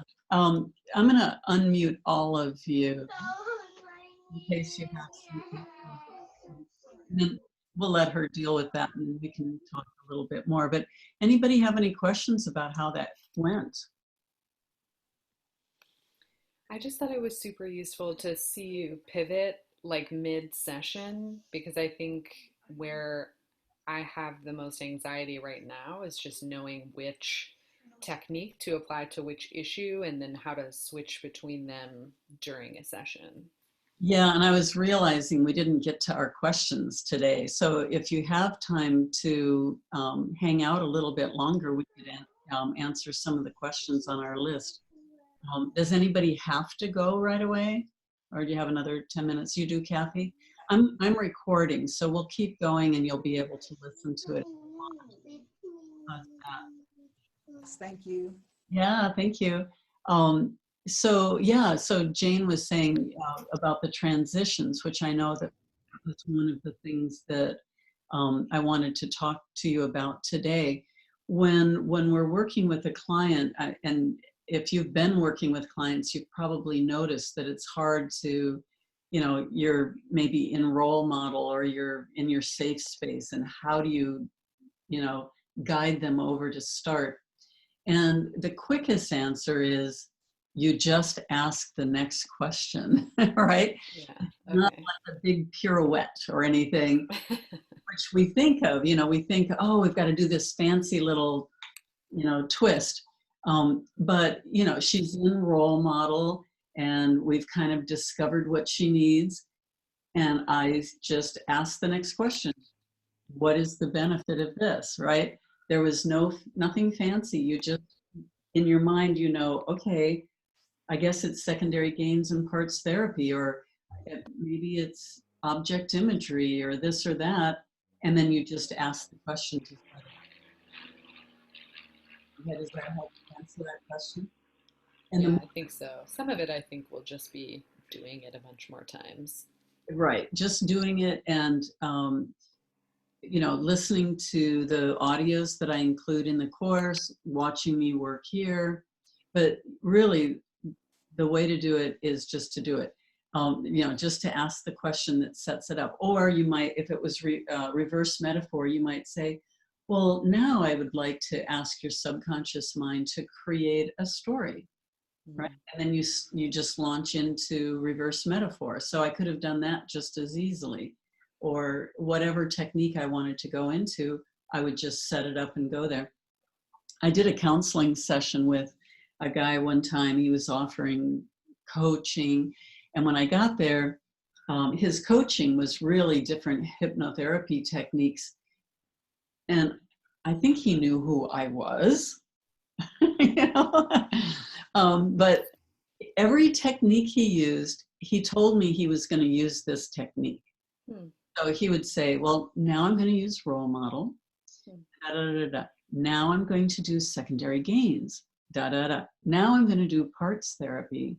And I was thinking, do you not know that I wrote the book on this stuff? I mean, and, for me, it was distracting. It was like, telling me that how the walls are built in order for me to enjoy the room, right? It's like, I don't care that, there's the walls, but what's important to me is, how does this room feel? What am I going to do inside this room, right? But I thought, even worse for somebody who doesn't know what he's talking about, now he's just making up some term that doesn't even make sense, and kind of taking you out, you're flowing along, and now he's going to point out some technique he's going to use. So don't do that. The bottom line is, just ask the next question, right? If you just ask the next question, they just keep moving with you. So with Brenna, we did safe space, empowerment symbol, sacred space, a couple little meditations in between there, role model, secondary gains, parts therapy, and future pacing. So basically 8 different therapies. And I didn't need to label them. I didn't need to do any kind of fancy pirouettes or anything. I just kept asking the question that took her where she needed to go. Brenna, anybody have a question for Brenna? Or Brenna, do you have any questions about any of that, or comments? Do you feel decisive? Yes. Was anything that I was saying, did it seem kind of like unrelated, and then did you just ignore it? I mean, not in a bad way or anything, but because I've been wondering about how I would deal with if somebody, I guess nothing is really unrelated. Yeah, I didn't find anything really unrelated. What do you think was unrelated? I don't think anything. I think I always have this personal thing where I'm like, am I saying the right thing, or does that make sense to somebody? I'm kind of an over-explainer, especially when it comes from, my thoughts or something. I'm like obsessed with making sure people understand what I'm saying. So I don't know, or I guess maybe I'm afraid of gloss, like if somebody says something that I think is not as directly related, or might be going on in a different direction than what we're trying to do. And you just, I guess we've kind of talked about that before. Well, that's a good question, though. If you had, and I didn't think it was either relevant or maybe, now we're kind of going off and I need to, a little tributary and I need to get her back to the main river, I'll just ask a question and put us on track again. Or if it's going off in a direction, I might say, how does this relate to what it is we're trying to accomplish? Because maybe there is something and I just don't see it. So I might say, so how do you relate this to your weight loss issue or your, addictions or your whatever? How does this fit in so that I can understand? So you could just ask, or I just keep asking questions that bring back. Like you'll see a lot of times, like with core transformation and outcomes, where they'll just get into these big long stories and different things. And that's when I'll just say, in a word or two, what would you have, if you had this, what would you want to see them more in a word or two? And then they have to kind of regroup their thoughts. And we saw that with Jennifer earlier today when I said, okay, can you tell me in a sentence? And I think it was helpful, hopefully Jennifer thought so, that, instead of, I think I need to have this explanation and all the reasons why, if I really was going to bring it down to a sentence, in the beginning, you'll see your client will take a little longer to kind of gather their thoughts. Sometimes the over-explaining has to do with they think they have to answer right away, so it isn't really a fully developed answer. So then they're like, well, da-da-da-da, and well, there's da-da-da-da-da, and that's, well, da-da-da, and there's that. But if I say in a sentence, and they take a breath, and they go, okay, how can I distill that down to the essence of what I want to say? And then they're more distinct. But it doesn't bother me, if they start to do that and I'm noticing it, then I'll just direct them as to how they can make it more succinct or ask them how it's related, or just get them back on track. Does that help? Yeah. Yeah. Good. Well, thank you for sharing that. That was good. That was a good session. And then how did you find the distraction with your little girls? It wasn't as bad as I thought it would be, or as I thought it was going to be. Yeah. It was, but it was helpful when you were like, oh, your mom can take care of that. And I'm like, most of the time, I'm like, you don't understand what my children are like, but I know you know my mom, so. They would not get anything past your mother. Her mom helped me raise my two when I was a single mom, and her mom has a degree in family services or psychology, children. She was running an after school, a latchkey program and all this. It's like, yeah, she can deal with 30 of them. We're talking Nancy here. So so for you, maybe not all mothers would, I might not be able to say that about somebody whose mother I don't know, but right. But it's like, Brenna, really? Something to worry about. I used to say, Nancy, you deal with it. My kids probably remember her raising them more than me. It was just like, oh, Nancy, come on, you got the degree in this. You asked for this, okay? Okay, so so practicing that this week. I'd love to see you step into that part of you. That'll be great. We'll see. Yeah, and then the distractions. For me, I was a little concerned with you, but not enough to be a problem. Right, yeah, it didn't. And we just dealt with it. We talked about it.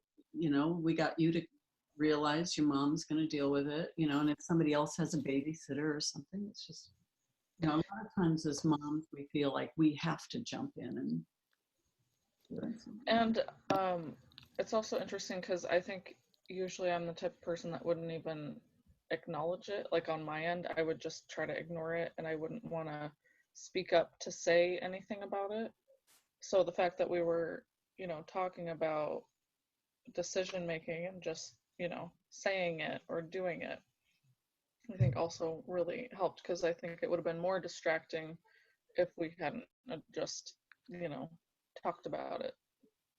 Oh, okay. Yeah.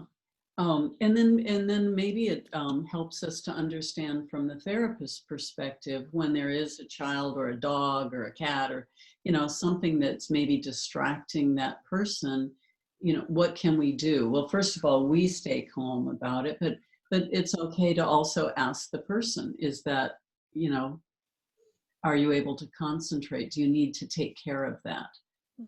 And maybe that's just the permission that they need. Say, yeah, maybe I need to go do something. And it's sort of like going to the bathroom. Okay, why don't you go take care of them, give them a kiss or whatever, and then come back. Just like you would with a bathroom break. Take a couple minutes, deal with it, come back, go right back into trance and carry on. Okay. It's a little more difficult if the background, if it's my kids pounding on the door and making noise and I'm the therapist, right? And then it's, probably less than professional to say, oh, wait a minute, I got to go deal with my kids. But so you do want to make sure that that's all under control if you're the therapist. But still, just doing it with grace and calmness and just, go ahead and think about that for a minute, process, and I'm going to be back in 1 minute. And then you go deal with it. You tie up the kids, put a gag across their mouth and somewhere. I'll be back. Maybe I'll be back if you're quiet.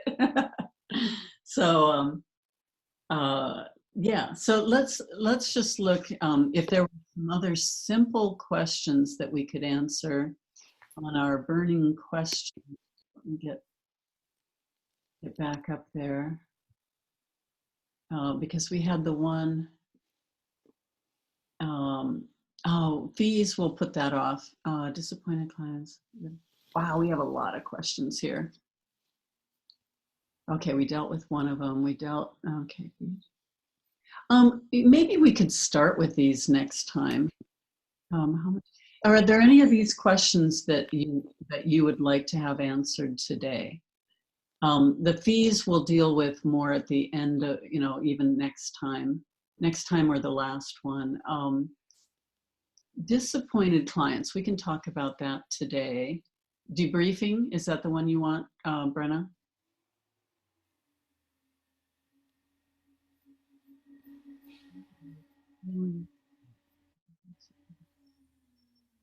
Okay, so let me just answer that one. When do we use the sacred healing station? How do we set that up? And does it always have to be? No, there are no rules for that at all. I simply set this up the way I set it up, and I like it. I like the way it works. The safe space gets them calm. Healing space is the place we can go to actually do the work that doesn't alter the safe space. So I just do it in that order because, it's easy. If you find something that works, then sometimes it's just easy to keep doing the thing that works. And this protocol and the way that I do it like that really works. I like it. And if you want to do it differently, you certainly can. There's like no rule around that at all. Does that answer your question, Brenna? Or was it you, Carrie? I can't hear you, Carrie.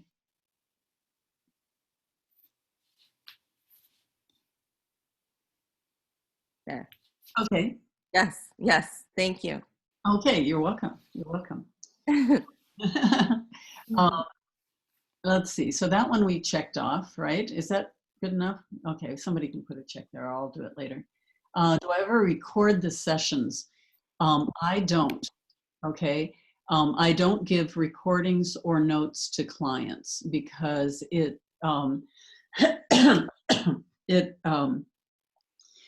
I have a confidentiality with my clients. So I know I'm not going to talk to anybody about them. What they do with it is their business. They can talk to their friends or whatever about the session if they want. But if they have a recording or notes, those could be laying around. Other people could get their hands on them. And that's one reason that I don't have them. The other reason is because if we've done therapy, let's say over an hour or 2 hours, my sessions used to be 2 hours. Excuse me, we're talking about all the problems and we're dealing with it. Here's all these issues and we're dealing with that. And then we get a breakthrough about 2/3 of the way through. And now, we've got this other beautiful stuff going.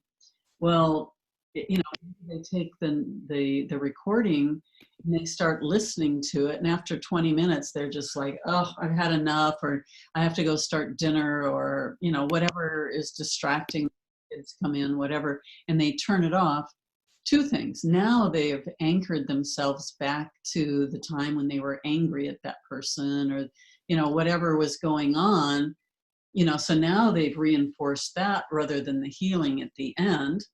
And, somebody else could come in and go, oh, I wonder what's here on the DVD or the CD player or whatever, on a computer.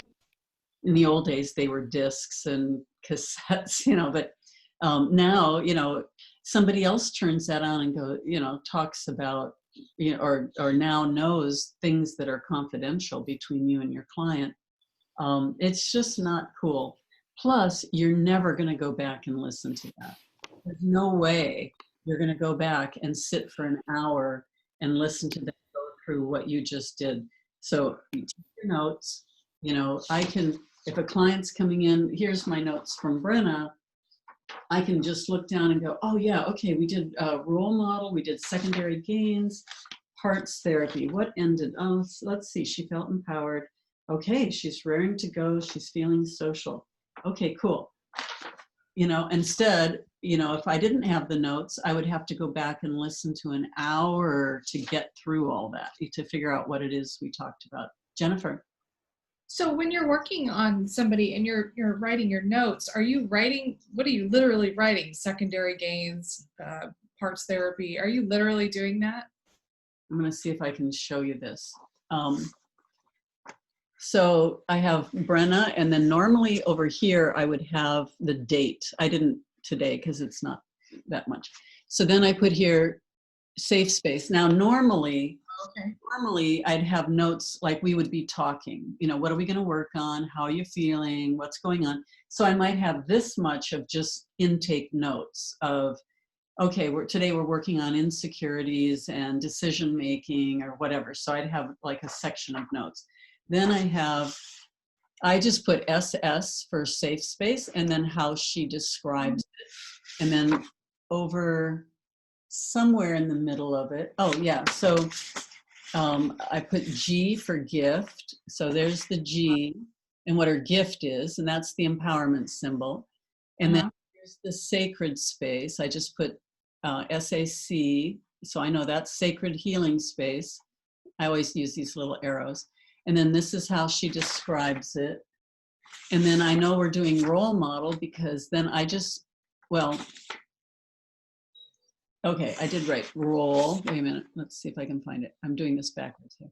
Okay, role model, and then how she describes it. And then I put here in and out. In is in the new version. Out is the former. In, out, I don't know. In, out, all the way, yeah. And then I transitioned to secondary gains. So the benefits were this, the detriments were that, the benefit of not, the detriment of not, and then we delineated the right and left.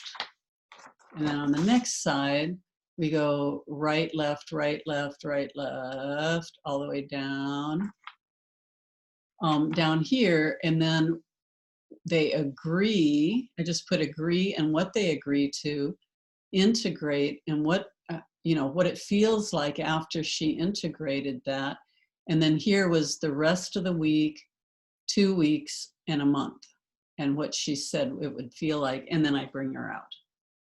Does that make sense? Yeah. Shortcut and like little shorthand, but I do that along the side because, and then it might say PLR if they did a past life, or it might say OI for object imagery, or RM for reverse metaphor, IC for inner child, and then I put the little V thing, the little V arrow. Yeah. You remember, like that little V arrow. So I would put PLR V, you know, that, or the arrow, and then I know that everything here is a past life. Okay, so then when they come in, I can go, I could think, oh, I wonder what we did, or maybe the client comes in and they said, oh, remember my empowerment symbol, and then I can look and I can just find the G right next to the safe space. It's like, oh, and there's the G. Oh, it was a necklace with gold with a crystal ball, or a ball that was a crystal. And this is how she felt, right? Or they might say, I might think, oh, I wonder if we ever did a past life. So I could just go down, right down the one edge here, and I could just look for PLR. Just, nope, we didn't do a past life. We did secondary gains and parts therapy. So I would just know at a glance, right? So it's much quicker, and obviously much quicker than having to go back and listen to an hour-long tape just to find out what did we do last time. But even the only time, and I've never done it, so I never do it, but if you had somebody that was talking suicide, or, you know, really getting kind of crazy, you could push the button for a recording and have that recorded. Or if, you know, if they're threatening you, or, you know, maybe they're coming on to you sexually, and you want to make sure that it's known that that's their aggression, not you.